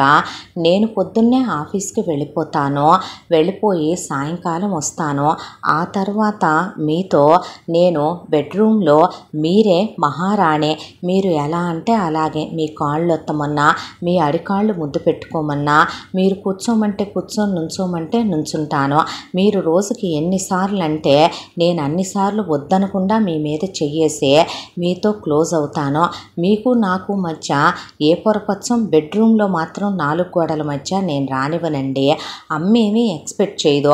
ఒక ఇంటి కోడలుగా ఆ కోడలు నిర్వహించాల్సినటువంటి బాధ్యతలో ఒకటి, అమ్మ వెళ్ళగానే కోడలికి బాధ్యతలు అప్పచెప్పేసి తను రిటైర్ అయిపోదాం అనుకుంటోంది. మా ఇంట్లో ఉన్న పని వాళ్ళను కూడా తీసేసి ఇంటి పని వంట పని బాధ్యతలన్నీ రాబోయే కోడలు చేతి రుచి తినాలన్నది మా నాన్నగారి కోరిక. కోడలు ముద్దుగా పనిచేస్తుంటే ఇంట్లో చూడాలన్నది మా అమ్మ కోరిక. అలా మా ఇంట్లో పనిచేసిన తర్వాత అక్క చెల్లి పక్క పక్కనే ఉంటారు, వాళ్ళు జాబ్స్కి వెళ్ళొస్తూ ఉంటారు. వాళ్ళ ఇళ్లల్లో వాళ్ళ అత్తమామలు ఉండరు, వేరు కాపురమే. మా అమ్మే కొనిపెట్టింది, మా అక్కయ్య మా చెల్లి కళ్ళ ముందే ఉండాలని. తల్లి కదా అపేక్ష, కూతుళ్ళని వదలలేక నాన్నకు అసలు ఎంతో ఇష్టం. డాడ్స్ ప్రిన్సెస్లు ఇద్దరు, మామ్స్ ప్రిన్సెస్లు ఇద్దరు. అసలు నేనంటే పడి చచ్చిపోతారు, వదిలి ఉండలేక పక్క పక్కనే పెట్టుకున్నామా. అలా ఎంత అక్క వాళ్ళ ఇంట్లో గట్టిగా చేస్తే 1 గంట సేపు, మన అనుకుంటే మన అక్క ఇంట్లో చేసుకోమా, చెల్లి వాళ్ళ ఇంట్లో చేస్తే 1 గంట సేపు. కాసేపు, అయిపోయిన తర్వాత ఆఫీస్కి వెళ్ళి వచ్చే నాతో ఎంత సంతోషంగా ఉన్నా అసలు అమ్మ డిస్టర్బే చేయదు. చిరునవ్వులు చిందించే ఫ్యామిలీ మాదే, చాలా క్లోజ్గా ఉంటారు. రోజు పొద్దున పూట ఒక 2-3 రకాల టిఫిన్లు, 4-5 రకాల స్పెషల్స్ అలా ఎడం చేత్తో వండి పడేస్తే చాలు. అక్క వాళ్ళకి అలా టిఫిన్ బాక్సు, చెల్లి వాళ్ళకు హాట్ బాక్సు, అలా జస్ట్ 4-5 రకాల సర్దిన భోజనం క్యారియర్లో అక్కకి, బావకి, పిల్లలకి, చెల్లికి, బావగారికి, పిల్లలకి ఇచ్చేసి వస్తే చాలు. అమ్మా నాన్న ఇంట్లోనే ఉంటారు. ఈవినింగ్ వచ్చాక అమ్మకు కాస్త మోకాళ్ళ నొప్పులు, కాస్త కాళ్ళు ఒత్తేసి బామది రాసి అమ్మ వేడి నీళ్ళల్లో కాళ్ళు పెట్టుకున్న తర్వాత అమ్మకి ఏదో హెయిర్ ప్యాక్, ఫేస్ ప్యాక్ లాంటి చిన్న చిన్న సరదాలు, నాన్నగారికి ఏవో కాసేపు క్రికెట్ చూస్తూ, ఆయనకి ఏదో రాత్రిపూట ఒక 4-5 పెగ్గులు తీసుకుంటారు. బాడీ పెయిన్స్ అవి వచ్చే ఏజ్ కదా, రిలాక్సేషన్ కోసం ఆయనతో పాటు 4-5 ఫ్రెండ్స్ వస్తూ ఉంటారు. అంకుల్ వాళ్ళు మన ఇంట్లోనే ఎక్కువ డిన్నర్ చేస్తారు. స్నేహానికి చాలా విలువిచ్చే ఫ్యామిలీ అండి మాదే. దాంతో నెలొచ్చేసరికి నా శాలరీ నేను ఎటు అమ్మకే ఇస్తాననుకోండి. ఇక ఆ తర్వాత నాన్నగారి పెన్షన్ ఎటు వస్తుంది, గవర్నమెంట్ జాబ్ రిటైర్ అయ్యారు కాబట్టి. ఇక పైన 4 పోర్షన్లు అద్దెకిచ్చాం, ఆ రెంట్ అదే అమ్మే తీసుకుంటుంది. అంటే మరి అక్క వాళ్ళకు కూడా అన్నీ మనమే చూస్తాం. వాళ్ళని ఏం టిఫిన్ ఖర్చు కానీ, భోజనం ఖర్చు కానీ మరి ఏమడుగుతాం, పండక్కి కొనే బట్టలు మనతో వాళ్ళకి తీసుకుంటాం. వీఆర్ లైక్ ఏ ఫ్యామిలీ కదా, అందరం ఒకటే ఫ్యామిలీ అనుకున్నప్పుడు వేరు చేసి చూడకూడదు కదా. దాంతోపాటు మా పిన్నులు, పెద్దమ్మలు, బాబాయిలు, మేనత్తలు అలా వచ్చి వెళుతూ ఉంటారు. వాళ్ళందరితో మీరు కలిసిపోతే అమ్మ మీ శాలరీ కూడా నాకు ఇస్తే చక్కగా జాగ్రత్త చేసుద్దే. రేపొద్దున మన ఫ్యూచర్ గురించి, మన పిల్లల గురించి ఆలోచించే తత్వమే. మీరు జాబ్ చేస్తానంటే నాకేం ప్రాబ్లం లేదండి, మిమ్మల్ని మాత్రం నేను ఏ విషయంలో కూడా సాటిస్ఫై చేయకుండా ఉండనని ప్రామిస్ చేస్తున్నాను అనేపాటికి లాగిపెట్టి జగతి కొట్టిన సౌండ్కి రీసౌండ్ వచ్చేసింది ఇల్లంతా. దాంతో ఏమైంది అన్నాడు వాడు. ఒరే రాస్కెల్, నీకు కావలసింది పెళ్ళామా ప్రాస్టిట్యూటారా అని అడిగితే, ఏంటండి అలా అన్నారో, మీరు కొట్టినా నాకు ఇష్టమే, మీరు నాకు ఎంత నచ్చారో తెలుసా, మీ గోళ్ళకి వేసుకున్న నెయిల్ పాలిష్ ఉందే, మీ కాలికి వేసుకున్న పట్టీలు ఉన్నాయి, ఛీ ఆపో, నువ్వు నీ స్కానింగ్ చేయటం చెత్తెదవా. ఏంటంటే బెడ్రూమ్లో మాత్రం నేను మహారాణినంటే ఇంట్లో నేను పని మనిషిని ఏంట్రా, బెడ్రూమ్లో నీకు సుఖాలు అందించాలి కాబట్టి నువ్వు చెప్పినట్టు విని నీ అక్కింట్లో, నీ చెల్లింట్లో నేను పని మనిషిని, వంట మనిషిని, నీ అక్క పిల్లలకు ఆయాని, నీ అక్క వాళ్ళు వేరు కాపురం పెట్టుకుంటారు, నీ అమ్మ తెచ్చి పక్కనే పెట్టుకుంటుంది, నీ అమ్మ మాత్రం వాళ్ళ జీతాల్లో నుంచి ₹1 కూడా అడగదు, వాళ్ళకు సొంతిళ్ళు నీ అమ్మే స్పాన్సర్ చేసింది, నీ బాబుకు పెన్షన్ వచ్చింది, అయినా నీ జీతం ఇస్తావు, పైగా నా జీతం కూడా ఇవ్వాలి. ఎందుకు నా అబ్బాయిలందరూ వాళ్ళమ్మ నాన్నల్ని ఉంచుకోవటం తప్పు కాదు, వాళ్ళక్క చెల్లెళ్ళని చూడటం తప్పు కాదు, పక్కనోళ్ళ దగ్గరికి వచ్చేపాటికి ఎందుకు గీతలు గీసి, గిర్లు గీసి బరుల్లో ఉంచాలని చూస్తారు. ఇదెక్కడ న్యాయం రా, అసలు ఏం మనుషులు రా మీరు, ఏం జన్మలు రా మీవే అని కొడితే, ప్లీజ్ జగతి నన్ను పెళ్లి చేసుకోనని అనొద్దు, నేను నీతో ఎన్ని ఫస్ట్ నైట్ డ్రీమ్స్ కన్నానో తెలుసా. నోరుమోయ్, నువ్వే మగాడివైతే, నీకే మగతనం ఉంటే నువ్వు వేరు కాపురం వెళ్ళిపోతాననే వేరే ఊరు ట్రాన్స్ఫర్ చేయించుకొని ఆ ట్రాన్స్ఫర్ లెటర్తో రారా. నువ్వు మగాడివైతే గనక మీ అమ్మ, అక్క, చెల్లికి ఆ విషయం చెప్పరా. నువ్వు సంవత్సరానికి ఒకసారి మాత్రమే మీ అమ్మ నాన్న దగ్గరికి వెళ్ళాలి, నెలకోసారి మాత్రమే ఫోన్లో మాట్లాడాలి, అలా అని చెప్పు బయటికి వెళ్ళి అందరి ముందు మీ చుట్టాలు, మా చుట్టాలు అందరు ఉన్నారుగా, అప్పుడు నీ అమ్మ బాబుల మీద ప్రమాణం చేసి అక్కడే చదువు గనప దేవుడి మీద ఒట్టేసి, ఇవన్నీ ఎందుకు ఇప్పుడు, అవన్నీ చేస్తేనే నీ మీద ఇష్టం ప్రేమ ఉన్నట్టు. అత్తు నోరుమై, ఏం మగాడివిరా నువ్వు అసలు, నేను ఎలాంటి ఆడదాన్ని అనుకుంటున్నావురా, ఇండిపెండెంట్గా నేను ఒక నిర్ణయం తీసుకొని మా ఫ్యామిలీలో కొన్ని వందల తరాల నుంచి ఆడవాళ్ళు వంటగదే గడపే దాటెరగడం, మా అక్క, మా చెల్లి, మా వదిన, మా అమ్మ కూడా అలాగే ఉండాలనుకుంటారు. అలాంటిది నేను బయట ప్రపంచంలోకి వెళ్ళి ఒక సాఫ్ట్వేర్ సెక్టార్లో ఉద్యోగం చేస్తున్నానంటే ఎన్ని రకాల ముఖాలున్న మనుషుల్ని ఎంతమందిని చూస్తూ ఉన్నానురా నేను. ఎవరితో ఏ ఇష్యూస్ లేకుండా అంత పెద్ద మెట్రో సిటీలో చేసుకొస్తున్నానంటే నువ్వు వచ్చి ఇవాళ నా కహానీలు చెప్తే విని నమ్మేసే తల తిప్పుతూ కూర్చుంటాననుకుంటున్నావా రాస్కెల్. ముందు నడు బయటికే అన్న తర్వాత ఇంత పొగరుంటే ఎలాగా అని చెప్పి వెళ్తే, ఎలాగైతే ఎలాగే, ఇంకా నిన్నెవడు పెళ్లి చేసుకుంటాడే, బాగుంది నువ్వు చేసే పనులన్నీ కూడాను. ఎన్నాళ్ళు ఇలా పడేడుద్దాం అనుకుంటున్నావు పెళ్ళి పేరెంటం లేకుండా? పోనీ నీ జీతం డబ్బులేదో మాకు ఇవ్వకే, మా కష్టాలేదో మేము పడతాం. ఏం చేస్తారు, అడుక్కు తింటారా? ఏదో ఒకటి నారు పోసిందేమో నీరు పోయడా అందే అమ్మ. నోరు మూస్తావా అమ్మ నువ్వు? పిచ్చివాగుడు వాక్కో. ఇంక మీరు నా అడ్డమైన సంబంధాలు చూస్తే నేను ఊరుకోను. కొన్నాళ్ల పాటు ముందు అన్నయ్యకి జాబ్ వచ్చేంత వరకు, అక్క కాపురానికి వెళ్ళేంత వరకు, ఇదిగో ఇది అమెరికా వెళ్ళాలనుకుంటుందిగా అప్పుడు దాకా, వీడు ఎంటెక్ కంప్లీట్ అయిపోయి వీడికో ఎంఎన్సీ కంపెనీలో ఉద్యోగం వచ్చిందాకా, ముందు మన ఇంటి మీద అప్పు తీరిందాకా, ఆ తర్వాత మనం బాగానే ఉన్నామని నాన్న తిరిగి వచ్చేంత వరకు, ముందు ఈ కొంపలో ఎటోళ్ళటు సెటిల్ అయ్యేంత వరకు నేను పెళ్లి చేసుకోవాలనుకోవట్లేదు. ఇంకా తర్వాత చేసుకోవాల్సిన అవసరం లేదు అంది వదిన. పర్లేదులే వదిన, అందరికీ పెళ్ళిళ్ళు అయిపోయిన తర్వాత ఇద్దరిని కనేసి అత్తారింటి మీద పడి తినటం చేత కావద్దు అనేసి బ్యాగ్ తీసుకొని బయలుదేరి వెళ్ళిపోయింది జగతే. ఎలాగైతే దీనికి పెళ్ళైనట్టే అనేసి ఏటోళ్ళు అటే వెళ్ళిపోయారు. అంతా దాంట్లో బస్సులో ప్రయాణం చేస్తున్న అమ్మాయి మనసులో ఒకటే బాధ. ఎవరికి ఉండదు ఏ వయసుకు జరగాల్సిన ముచ్చట్లు ఆ వయసుకు కావాలని, ఎవరికి ఉండదు పెళ్లి చేసుకోవాలని, భర్త పిల్లలు ఒక మంచి జీవితం కావాలని, ఎవరికి ఉండదు వయసుతో వచ్చే కోరికలు ఆశలు నెరవేర్చుకోవాలనే. కానీ తనకు అలాంటి రాత ఆ భగవంతుడు రాయలేదేమో అనుకొని తిరిగి వచ్చేసిందే. ఆఫీస్లో తనకి ప్రమోషన్ వచ్చింది, హైకు వచ్చిందే, ఒక చిన్న హ్యాపీనెస్, జీతం కాస్త పెరిగిందే, ఊపిరి పీల్చుకుందే. ఇంటి అప్పు కాస్తగా కట్టొచ్చు. కానీ ఇంటి అప్పు గురించి ఆలోచించే ముందు వెన్నులో వణుకు, వీళ్ళని ఎలా పోషించాలని. హైకు డబ్బులు వచ్చినాయి కాబట్టి ముందు ఇంట్లో వాళ్ళందరికీ బట్టలని, పిల్లలకి స్కూల్ ఫీజులని అంతవరకు క్లియర్ చేయమనమని తనే తీసుకెళ్ళి కట్టేసి మళ్ళీ తిరిగి వచ్చిందే.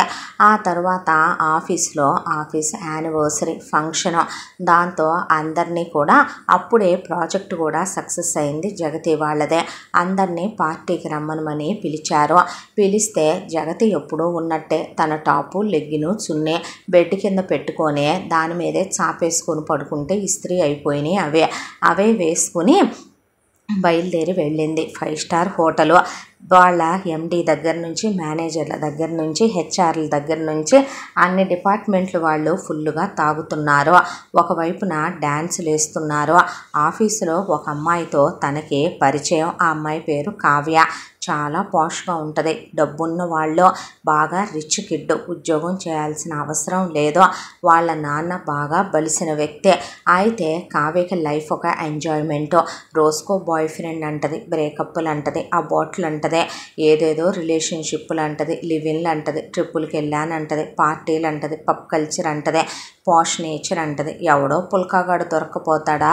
ఏ యుఎస్లోనో యూకేలోనో ఒకరోజు చేసుకొని వెళ్ళిపోతానో, ఈ లైఫ్ మళ్ళీ ఎంజాయ్ చేయగలనా? అప్పుడేటో సాంప్రదాయాన్ని శుద్ధపూసిని అన్నట్టు ఉండాలి కదా అని చెప్పి కావ్య అనే మాటలు జగతికి నచ్చకపోయినా, ఒక అమ్మాయిగా మాత్రం కావ్యనే దాన్ని ఒకలాంటి ధైర్యమేనేమో, బహుశా ఇలా ఉండటం కూడా ఒక గ్రేట్నెస్సేనేమో, తనెటు ఉండలేదు కదా అని నవ్వేసి ఊరుకుంటా తప్ప అలాంటి లైఫ్ తను ఒకరోజు ఉంటే ఎలా ఉంటుంది అనుకునే తత్వం కాదు జగతిదే. సరే, ఆ 5 స్టార్ హోటల్లో కావ్య ఫుల్లుగా తాగేసిందే. జగతి మాత్రం ఫుడ్ చాలా బాగుందని తిన్నదే. తిన్న తర్వాత అక్కడ ఉన్న వాళ్ళందరూ కూడా ఎవరికి వాళ్ళు తాగేసి డ్యాన్సులు వేస్తున్నారు. ఒకళ్ళతో ఒకళ్ళు వావి వరుసలు సంబంధాలు కూడా లేవు. ఎవడు ఎవరితోనో ఎవరితోనో వేసుకుంటున్నారో. ఆ అమ్మాయికి అదంతా చిరాగ్గా అనిపించి బయట ఎవరిదో చాలా పార్టీలు కూడా జరుగుతున్నాయి. అక్కడ ఒక చోట పూల్ పార్టీ, అలాగే ఇంకో చోట బర్త్డే పార్టీ, ఇంకో చోట ఎవరిదో ఆఫీస్ పార్టీలు, అవన్నీ జరుగుతుంటే కాస్త రిలాక్సింగ్గా ఉంటుందని వీళ్ళ ఆఫీస్ వాళ్ళే బయట కూడా తీసుకున్నారు. దాంతో వెళ్ళి అక్కడ కూర్చుంటే కావ్య డ్యాన్స్ వేసుకుంటూ అక్కడ కూడా మ్యూజిక్ ప్లే చేస్తుంటే తాగుతూ వచ్చి కూర్చుంది జగతి దగ్గర. అయితే ఉన్నట్టుండి కావ్య ఎదురు కుర్చీలోంచి లేచెళ్ళి ఆ పక్కనే ఒక అబ్బాయి ఉంటే ఆ అబ్బాయిని గట్టిగా కౌగిలించేసుకుంది.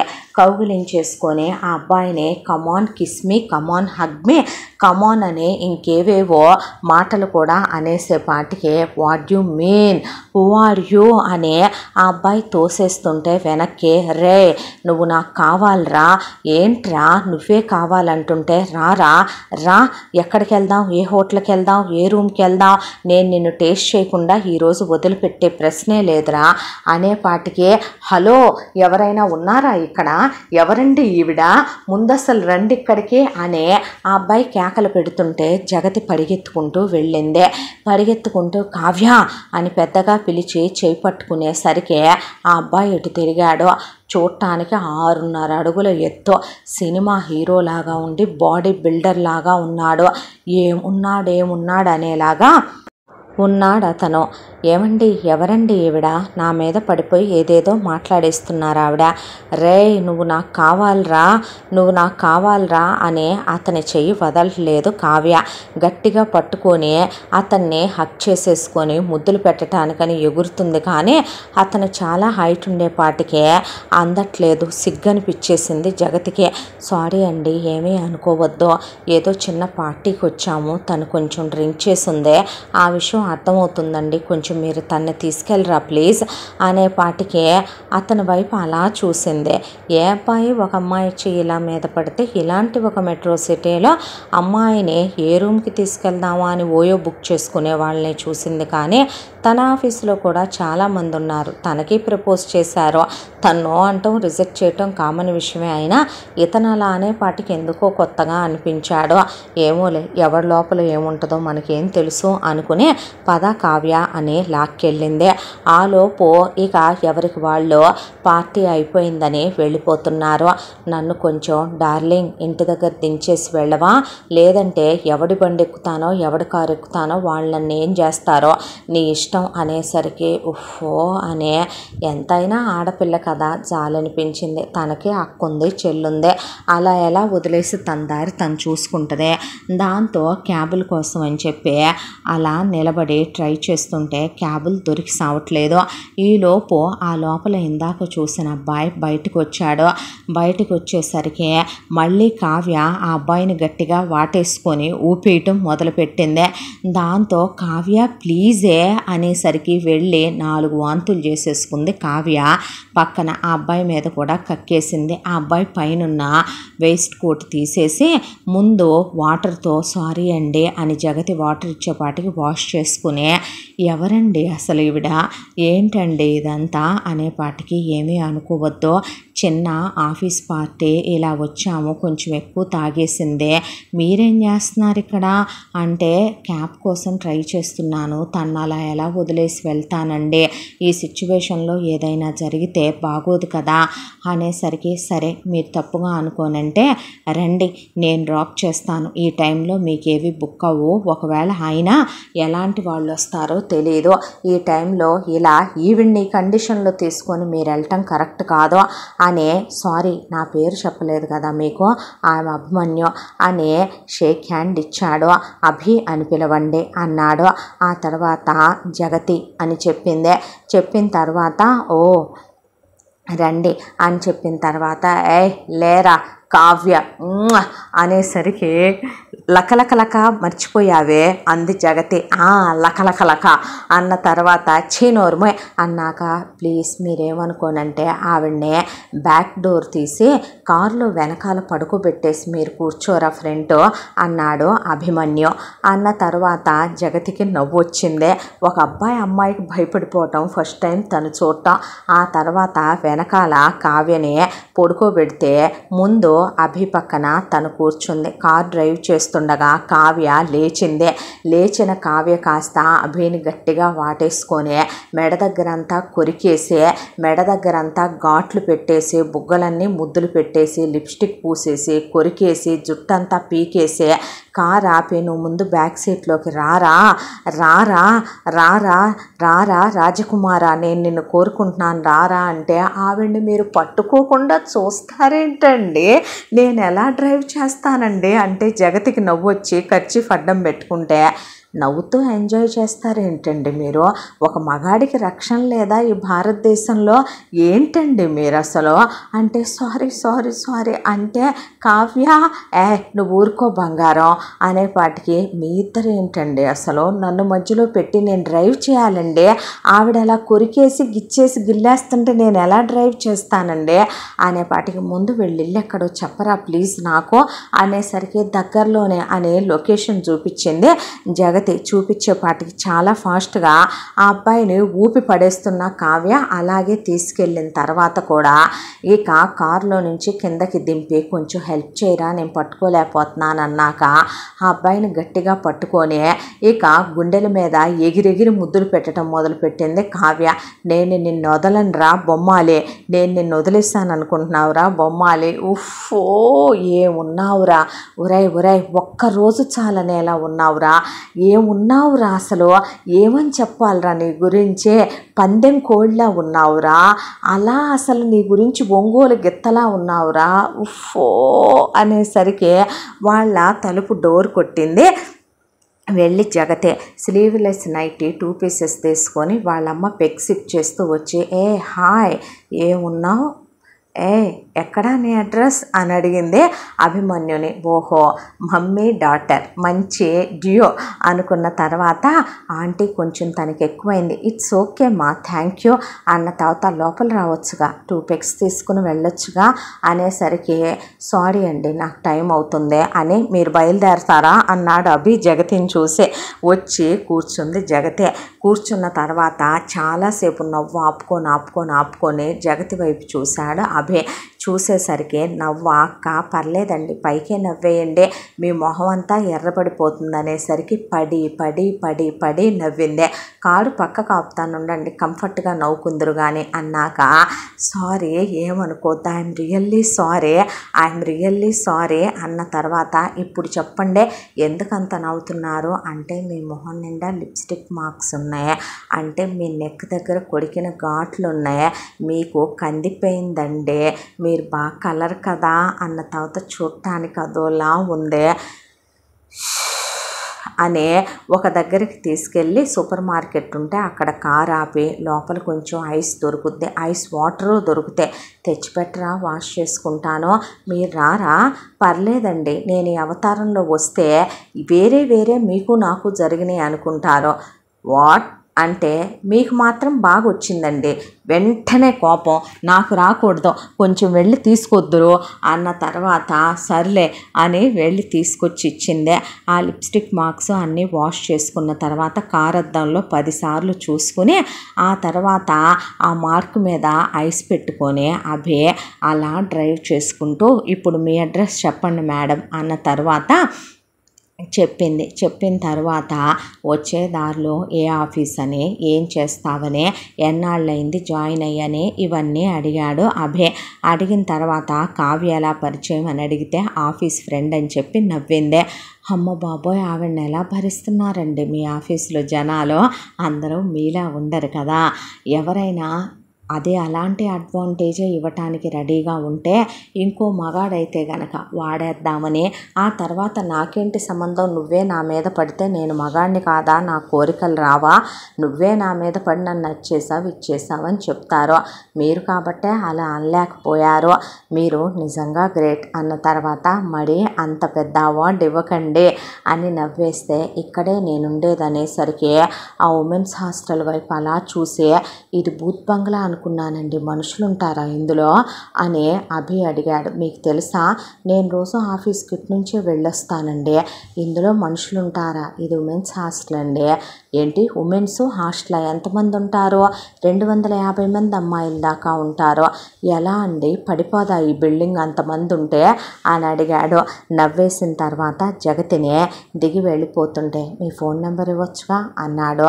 అన్న తర్వాత వెనక్కి తిరిగి చూస్తే నేనేమీ చీటర్నో మోసగాడినో కాదులేండి, బ్యాడ్ ఫెలోనైతే కాదు, కొంచెం మంచోడినే అన్న తర్వాత ఎందుకో నవ్వొచ్చింది. ఆ తర్వాత ఫోన్ నెంబర్ ఇస్తే నా నెంబర్ సేవ్ చేసుకోండి అన్నాడు. అన్న తర్వాత అభి ఇంటికి తిరిగి వచ్చి స్నానం చేసి ఉండేది ఒక్కడే కాబట్టి ఫ్లాట్లో అలా పడుకున్నాడు. చాలా రోజుల తర్వాత ఎందుకో మనసుకి జగతి చాలా నచ్చేసినట్టు అనిపించింది.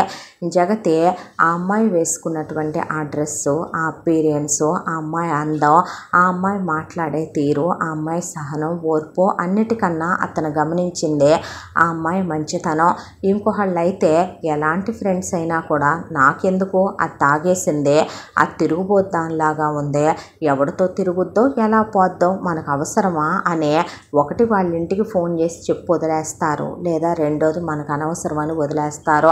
అలా కాకుండా తను ఒక ఆడపిల్లని పక్కన ఉన్నాను, ఈ టైంలో తను కూడా ఇంటికి వెళ్ళాలి లేదా హాస్టల్కి వెళ్ళాలని తెలిసి కూడా ఆ అమ్మాయిని సేఫ్గా ముందు వాళ్ళ ఇంటికి తీసుకెళ్ళి చేర్చాలి అనుకున్న తన మంచి మనసు ఎందుకో చాలా నచ్చేసింది అభికే.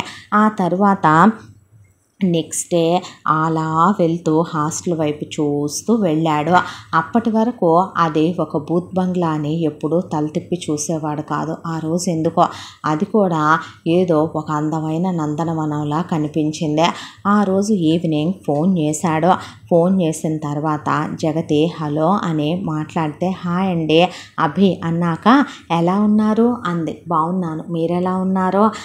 బాగున్నానండి అన్నాక వచ్చారా మీ మేడం ఆఫీస్కి అంటే వచ్చింది, మీకు సారీ కూడా చెప్పమంది, రాత్రి అలా చేసినట్టు దానికి ఏం గుర్తులేదంట, మార్నింగ్ నేనే గుర్తు చేశాను అన్న తర్వాత పర్లేదులేండి నేనేమి అంత సీరియస్గా తీసుకోలేదు, అదే అంది. ఈ రోజుల్లో కూడా మీ అంత మంచోళ్ళు ఎక్కడున్నారు అని, ఇంకొకళ్ళు అయితే అడ్వాంటేజ్ తీసుకొని మిస్బిహేవ్ చేసుండేవాళ్ళు అని. ఇంకా ఎందుకండి బాబు, నన్ను తెగ మోసేస్తున్నారు మీ ఇద్దరు. ఒక విషయం చెప్పమంటారా, లైఫ్లో ఎన్ని భరించే ఓపిక ఎటు లేదండి. ఒకసారి లవ్లోకి వెళ్ళటం, ఆ తర్వాత పెళ్ళి దాకా వెళ్దామని అనుకోవటం, ఆ అమ్మాయికి కాస్త నేను అబ్రాడ్ రాకపోతే వాళ్ళ ఇంట్లో వాళ్ళు ఒప్పుకోరు అంటాం, నాకేమో మేరా భారత్ మహాన్ అని చెప్పనులే కానీ ఇక్కడే ఉండాలని, ఆ టాలెంట్ ఏదో ఇక్కడే ప్రూవ్ చేసుకోవాలనే కోరిక, దాంతో నేను ఇక్కడే ఆగిపోతానన్నానని నన్ను నో అని రిజెక్ట్ చేసి మ్యారేజ్ చేసుకొని వెళ్ళిపోయిందే. దాంతో నేను ఇక్కడ ఇలా మిగిలిపోయాను. ఒక మంచి అమ్మాయి కనిపిస్తే నా మనసుకు నచ్చితే నేను తనకి నచ్చాలనుకోండి పెళ్లి చేసుకోవాలనుకుంటున్నాను. ఇలాంటి షార్ట్ టైం రిలేషన్షిప్స్ పడే ఓపిక లేదు, వాటిల్లోకి వెళ్ళి భరించే ఓపిక లేదు అని అభి అలా నవ్వుతూ మాట్లాడితే ఇద్దరి మధ్య ఒక మంచి పరిచయం. కొన్నాళ్ళకి ఆ పరిచయం స్నేహంగా మారింది. కలుద్దాంగా అని అడిగాడు అభి ఒక రోజున. కలుద్దాం అని జగతి వెళ్ళి కలిసింది. ఆ విషయాలు ఈ విషయాలు సరదాగా మాట్లాడుకున్న తర్వాత ఫ్యామిలీ విషయాల్లోకి వచ్చింది జగతి. వచ్చిన తర్వాత ఏ ఊరండి, ఎక్కడుంటారు ఏంటి అంటే అండి ఏమీ వద్దులే కానీ అభి అనమన్నానా అన్నాడు. అంటే ఆ మాటకే కొత్త కదా అంటానులే అన్నాక నాకు కొత్తే మరి మిమ్మల్ని, అదిగో మీరంటల్లా సరే జగతి ఎటు అలవాటు చేసుకోవాలి ఏంటి, ఏం లేదు అన్నాడు. అన్న తర్వాత నాన్నగారు ఇది, అమ్మ ఇది, ఆ తర్వాత అన్నయ్య గవర్నమెంట్ జాబ్ ట్రై చేశాడు ఇలా వదిన, ఆ తర్వాత అక్కయ్య బావగారు ఇలా కట్నం ఇవ్వలేదని పంపించేశారు, చెల్లి ఇలా అమెరికా గురించి కలలు గంటది, తమ్ముడు ఇలా గొప్పోడైపోవాలి అనుకుంటాడు అని చెప్పేపాటికి అవన్నీ వింటూ ఒక రకంగా ఏదో షాకులో ఉన్నట్టు ఉండిపోయాడు కూర్చొని అభి. ఏంటి ఆలోచిస్తున్నారు? ఏం లేదు అంటే జాబ్కి ఎందుకు వచ్చాను అనుకుంటున్నారా, అన్ని ప్రాబ్లమ్స్ ఉన్నాయి కదండి, జాబ్ చేసి శాలరీ ఇంటికి పంపించాలి, మీరు అడిగారుగా బూత్ బంగ్లాలో మనుషులు ఉంటారా అని, ఆ బూత్ బంగ్లాలో మాత్రమే తక్కువ అద్దె, అందుకే అక్కడ ఉంటున్నాను అని చెప్పేపాటికి అలా బెత్తరపోయి చూస్తూ ఉండిపోయి ఇఫ్ యూ డోంట్ మైండ్ మీరేమీ అనుకోనంటే గనక మీరేం చేస్తారో అడగొచ్చా అంది జగతి. ఇందులో అనుకోవటానికి ఏముంది రండి అని వెంట పెట్టుకొని తీసుకెళ్ళి ఒక పెద్ద బిల్డింగ్ ముందు ఆపాడు. ఆపితే మీరు ఇందులో ఆఫీస్లో వర్క్ చేస్తారా అని అడిగితే లేదండి ఇందులో ఒక ఫ్లోర్లో నా ఆఫీసే ఉంది రండి అనే తీసుకెళ్ళి ఆఫీస్ చూపించాడు. ఈ ఆఫీస్ మీదేనా అందే. అవునండి నాదే, ఇదే నా స్టార్టప్ ఐడియా. అమ్మ నాన్న ఊర్లో ఉంటారు, నాన్నది గవర్నమెంట్ జాబు, తాతయ్య వాళ్ళు ఉన్నారు, వ్యవసాయం చేస్తారు. తాతయ్య రిటైర్డ్ గవర్నమెంట్ ఎంప్లాయీ, అమ్మ నానమ్మ వాళ్ళు హౌస్ వైఫ్లే. నానమ్మ చనిపోయిందే, అమ్మ ఇంట్లోనే ఉంటుంది అని చెప్పి మాదొక విలేజు, చాలా దూరం ఇక్కడికి అని చెప్పాడు. మరి మీరెక్కడ ఉంటున్నారు? ఇక్కడే ఒక ఓన్ ఫ్లాట్ ఉంది, ఫ్లాట్లోనే ఉంటున్నాను అని చెప్పాడు. చెప్పిన తర్వాత రండి అని తన ఛాంబర్లో తీసుకెళ్తే మళ్ళీ అండి సరే రా జగతి అన్న తర్వాత వచ్చి కూర్చుందే. కాఫీ తెప్పించిన తర్వాత ఆఫీస్ చాలా బాగుంది అభే అంది. అవునా, థ్యాంక్ యూ అన్నాక ఎంత కష్టం ఉంటుందో కదా దీని కింద ఇక్కడ దాకా రావడానికి అనేసరికి ఆ కష్టానికి తగ్గ ఫలితం కూడా ఉందిగా, అందుకే హ్యాపీగా ఉంది. మనలో మన మాట తప్పుగా అనుకోనంటే ఎంత వస్తాయేంటి అని అడిగింది. మంచి సీజన్ అయితే గనక 50 లక్షల నుంచి 60-70 కూడా వస్తాయి నెలకే. అన్ సీజన్ అయితే ఓ 30 అలా వస్తాయి జగతే. అబ్బో ఎంత వచ్చే మీరు ఏమీ లేనట్టు అలా చెప్తారు మాటలు, మరే మేమేమనుకోవాలి అని నవ్వేసిందే.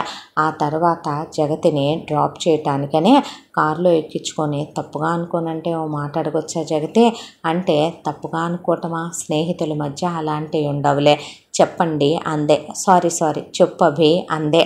అన్న తర్వాత నా ఆఫీస్లో జాబ్లో జాయిన్ అవ్వచ్చుగా, ఏటో ఈ ప్లేస్ ఖాళీగా ఉంది, నా పిఏగా జాయిన్ అవ్వచ్చుగా జగతి అని అడిగాడు. అడిగితే ఒక్క 2 months, ఎందుకంటే ప్రాజెక్ట్లో ఉన్నాను, అటు ఇటు కాకుండా మానేయలేను. నువ్వు అడిగావు కాబట్టి అని కాదు, నిజంగా నీ ఆఫీస్ అట్మాస్ఫియర్ చాలా నచ్చింది. నువ్వు మంచి స్నేహితుడివి కదా, కాకపోతే ఒకటే, నేనేదో స్నేహితురాలని కాదు, ఆ పోస్టుకు నువ్వెంత శాలరీ ఇవ్వాలనుకుంటున్నావో అంతే ఇవ్వు. కాకపోతే నా హాస్టల్ నుంచి నీ ఆఫీస్ మరీ దూరం అయిపోద్దని ఆలోచిస్తున్నాను. అంటే ఒక పంచే అక్కడే ఉన్నటువంటి ఇంకో వర్కింగ్ ఉమెన్స్ హాస్టల్లో జాయిన్ అవుతావా పోనీ అన్న తర్వాత ఆలోచిస్తానులే అందే. అన్న తర్వాత ఓ పంచే పోనీ మందే మన ఆఫీస్దే, అక్కడ దగ్గరలో ఒక ఫ్లాట్ ఉంది, ఆ ఫ్లాట్కి మారిపో జగతి. అదేటు అంతకు ముందున్న పిఏ ఉండేవాళ్ళు, వాళ్ళది ఫ్యామిలీ. ఇప్పుడు నువ్వెటు ఒక్కదానివే కదా, నీకేం ప్రాబ్లం లేదంటే ఉండొచ్చు. ప్రాబ్లమా, పెద్ద సేవ్ తెలుసా ఇది నాకు, మీరు చేసే పెద్ద హెల్ప్ తెలుసా ఇది నాకు అన్న తర్వాత సరే అయితే ఓకే కదా, 2 months నేను ఒకసారి అదేమైనా రిపేర్లు ఉన్నాయేమో కనుక్కుంటాను అంటే, థ్యాంక్ యూ ఎంతైనా అకామిడేషన్ కూడా ఇస్తున్నారు కదా సార్ అని నవ్వేసి అక్కడ దిగింది. అకామిడేషన్ కాదురా, నీకోసం ఆ ఫ్లాట్ నేనే ఆల్రెడీ తీసుకుందామని అనుకున్నాను, ఇప్పుడు తీసుకోవటం అవసరమని నాకు తెలిసిందనే వెంటనే ఒక ఫ్లాట్ తీసేసుకున్నాడు ఆఫీస్కి దగ్గరలో. ఆ ఫ్లాటు ఫర్నిషింగ్ చేయించేశాడు ఈ 2 నెలల్లో. జగతిని తీసుకెళ్ళి చూపించి నీకు ఓకేనా అని అడిగితే, నాకెందుకు 2 BHK, ఇంకెవరైనా షేర్ చేసుకుంటారా అమ్మాయిలు అంటే, అలా ఏమీ లేదు నువ్వే ఉండొచ్చు, అన్నీ ఉన్నాయిగా ఇక్కడ, ఇంకా నేను తెచ్చుకునేదే ఉంది, బట్టల బ్యాగ్ తెచ్చుకుంటే చాలు కదా అంది. చాలు కదా అన్నాడు. అన్న తర్వాత జగతిని అప్పటి నుంచి ఇప్పటి వరకు పరిచయమైన 6 నెలలుగా చూస్తూనే ఉన్నాడు. ఆ 4 డ్రెస్సులే రిపీటెడ్గా వేసుకుంటోంది. దాంతో షాపింగ్కి వెళ్దామా అన్నాడు. ఓ కంపెనీ కావాలా అని వచ్చింది. వచ్చిన తర్వాత ఇవి తీసుకో అవి తీసుకో అని చెప్పి అంటుంటే జగతి ఒక్కటి కూడా తీసుకోనంటే తీసుకోనందే. ఆత్మాభిమానం ఎక్కువ అనుకుంటాను అనే విషయం అర్థమయ్యి ఎలా డైరెక్ట్గా చెప్తే తీసుకోదని ఒక పని చేశాడు. దాంతో ఏంటంటే నెక్స్ట్ ముందు జగతిని అక్కడ ఉద్యోగం మానేసిన దాకా ఆగాలనుకున్నాడు. ప్రాజెక్ట్ కంప్లీట్ అయిపోయింది, రిజైన్ ఇచ్చేసింది. వచ్చి ఇక్కడ జాయిన్ అవటానికని ముందు ఫ్లాట్లో దిగిపోయిన తర్వాత ఇక వెంటనే కొన్ని కూపన్స్ జగతికి వచ్చాయి. ఏంటివన్నీ అని అడిగితే, సార్ ఇమ్మన్నారు మ్యామ్ అంటే ఫోన్ చేసింది అభికి. ఏంటివి అంటే, కూపన్స్ వచ్చాయి, నాకెటు ఆ కూపన్స్తో ఏమీ కొనుక్కునే అవసరం లేదు, నువ్వేమైనా కొనుక్కుంటావేమోనని, యూనిసెక్స్ ఐటమ్స్ అన్నీ దొరుకుతాయి జగతి అక్కడ. అవునా, నిజంగానా అనేసరికి అవును నిజమే అన్నాడు. తోడు రావచ్చుగా అందే. ఫ్రీగా ఉన్నావా, బిజీగా ఉంటే డిస్టర్బ్ చేశానా? లేదులే, ఫ్రీగానే ఉన్నా, నీకన్నా నేను ఎప్పుడు బిజీగా ఉండను ఏ పనిలోనూ అని వచ్చాడు. వచ్చిన తర్వాత వెంట తీసుకుని వెళ్తే అక్కడ అన్ని ఆఫర్లో వెతుకుతోంది. తను ఇచ్చినటువంటి కూపన్స్ అనే అయినా 1 lakh ఎందుకంత తక్కువలో వెతుకుతుందే అర్థం కాలేదు. తీరా చూస్తే అక్కడ వాళ్ళ వదినకి శారీసు, ఆ తర్వాత వాళ్ళ అమ్మకి శారీసు, వాళ్ళ అక్కయ్యకి శారీసు, వాళ్ళ చెల్లెలకి డ్రెస్సులు, వాళ్ళ తమ్ముడికి బట్టలు, వాళ్ళ అన్నయ్యకి బట్టలు, అన్నయ్య పిల్లలకి, అక్క పిల్లలకి, వీళ్ళందరికీ తీసుకొని పక్కన పెట్టిన తర్వాత ఇంకా ఎన్ని కూపన్లు మిగిలినాయో లెక్క చూసుకొని చెల్లెలకి మేకప్ కిట్లని, తమ్ముడికి స్ప్రేలని అవన్నీ కొని పక్కన పెట్టాక తన కోసం అప్పుడు కొన్ని పెట్టి కొనుక్కుందే. అవన్నీ గమనిస్తూనే ఉన్నాడు అభి. ఏంటిదంతా? ఏం లేదు, నీకు అక్కర్లేదన్నావు, ఎటు ఫ్రీ కూపన్స్ వచ్చాయి కదా, ఇంట్లో వాళ్ళకు కూడా తీసుకుందామని అభి ఏం మాట్లాడలేదు, చూసి ఊరుకున్నాడు. ఆ తర్వాత ఉద్యోగానికి వెళ్ళటం మొదలుపెట్టింది. ఉద్యోగానికి వెళ్ళటం మొదలు పెడితే ఇక రెజ్యూమ్ తీసుకొచ్చి అభి టేబుల్ మీద పెట్టింది. అభి అప్పటికే తనకి ప్రపోజ్ చేద్దామని రింగ్ కొనుక్కొని వాళ్ళమ్మకి ఇలా ఒక అమ్మాయి నాకు నచ్చిందని, ఆ అమ్మాయే నా లైఫ్లో రాబోయే దేవతని, నా లైఫ్లో ఆనందాలు నింపబోతుందని, చాలా మంచిదని, ఆ అమ్మాయి అంటే నాకు చాలా ఇష్టమని, ఆ అమ్మాయిని ఎంత ప్రేమిస్తున్నానంటే నా ప్రాణం అయిపోయేంత అనే తల్లికి చెప్పున్నాడు. తల్లి ఆల్రెడీ అతని తండ్రితో చెప్పి కూడా ఉంచిందే. అయితే ఈ విషయాలన్నీ జగతికి ప్రపోజ్ చేసిన తర్వాత అప్పుడు వాళ్ళ ఇంటికి తీసుకెళ్దాంలే, తల్లి జగతిని చూసి హ్యాపీగా ఫీల్ అవుద్ది అనుకున్న తర్వాత ఆ రోజు మార్నింగ్ జగత్ వచ్చి రెజ్యూమ్ టేబుల్ మీద పెడితే ఏంటిదంతా ఇంటర్వ్యూ అనుకో, కాకపోతే మరీ కష్టమైన క్వశ్చన్స్ అడగకూడదు అబ్బా అన్నాడు. అన్న తర్వాత శాలరీ ఇవ్వాలి, ఎంత నా శాలరీ ఎంతకి అని అడిగింది. నేను నీకు శాలరీ ఇవ్వటం ఏంటి, ఇది నీ ఫ్రెండ్ ఆఫీసు, నీకు ఎంత కావాలంటే అంత, అలా వద్దభి చెప్పు అన్న తర్వాత 1,25,000 అని అక్కడ శాలరీ అని చెప్పాడు. నిజంగానా అనేపాటికి ఈ పోస్ట్కి అంతా శాలరీ అని అడిగింది. 1.25 అన్నాడు. అన్న తర్వాత నవ్వేసింది. అదేంటి నవ్వావు? ఏమీ లేదులే, నువ్వు నిజంగా చాలా గొప్ప స్నేహితుడివే అనేసి నవ్వే.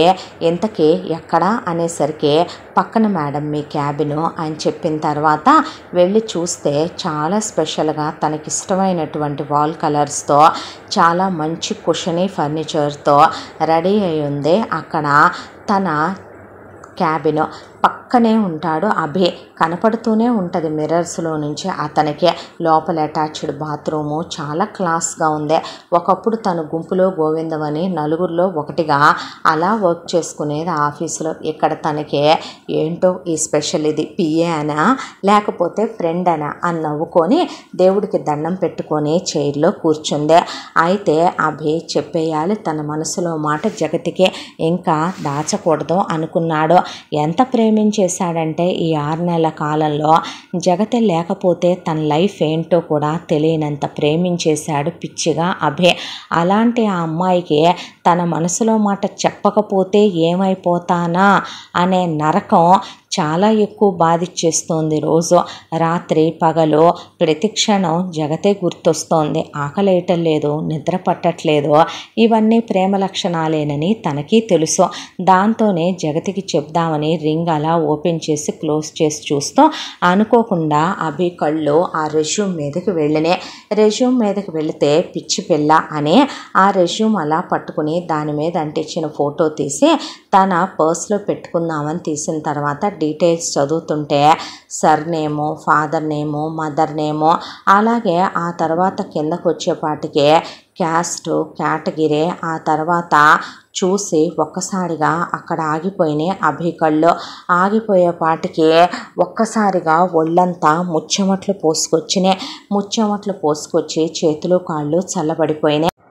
ఇంతటితో అల్లుడు గారు కథ మొదటి భాగం పూర్తి. ముగింపు భాగంతో మళ్ళీ కలుసుకుందాం. తప్పకుండా మన ఛానల్ని లైక్ చేయండి, షేర్ చేయండి, సబ్స్క్రైబ్ చేయండి, బెల్ ఐకాన్ క్లిక్ చేసి ఆల్ అనే బటన్ని ప్రెస్ చేయడం మర్చిపోకండి. ఈ కథను మనకు అందించిన కథా రచయిత్రి జి. యామిని శ్రీనివాస్ గారు. ముగింపు భాగంతో మళ్ళీ కలుసుకుందాం. Thank you.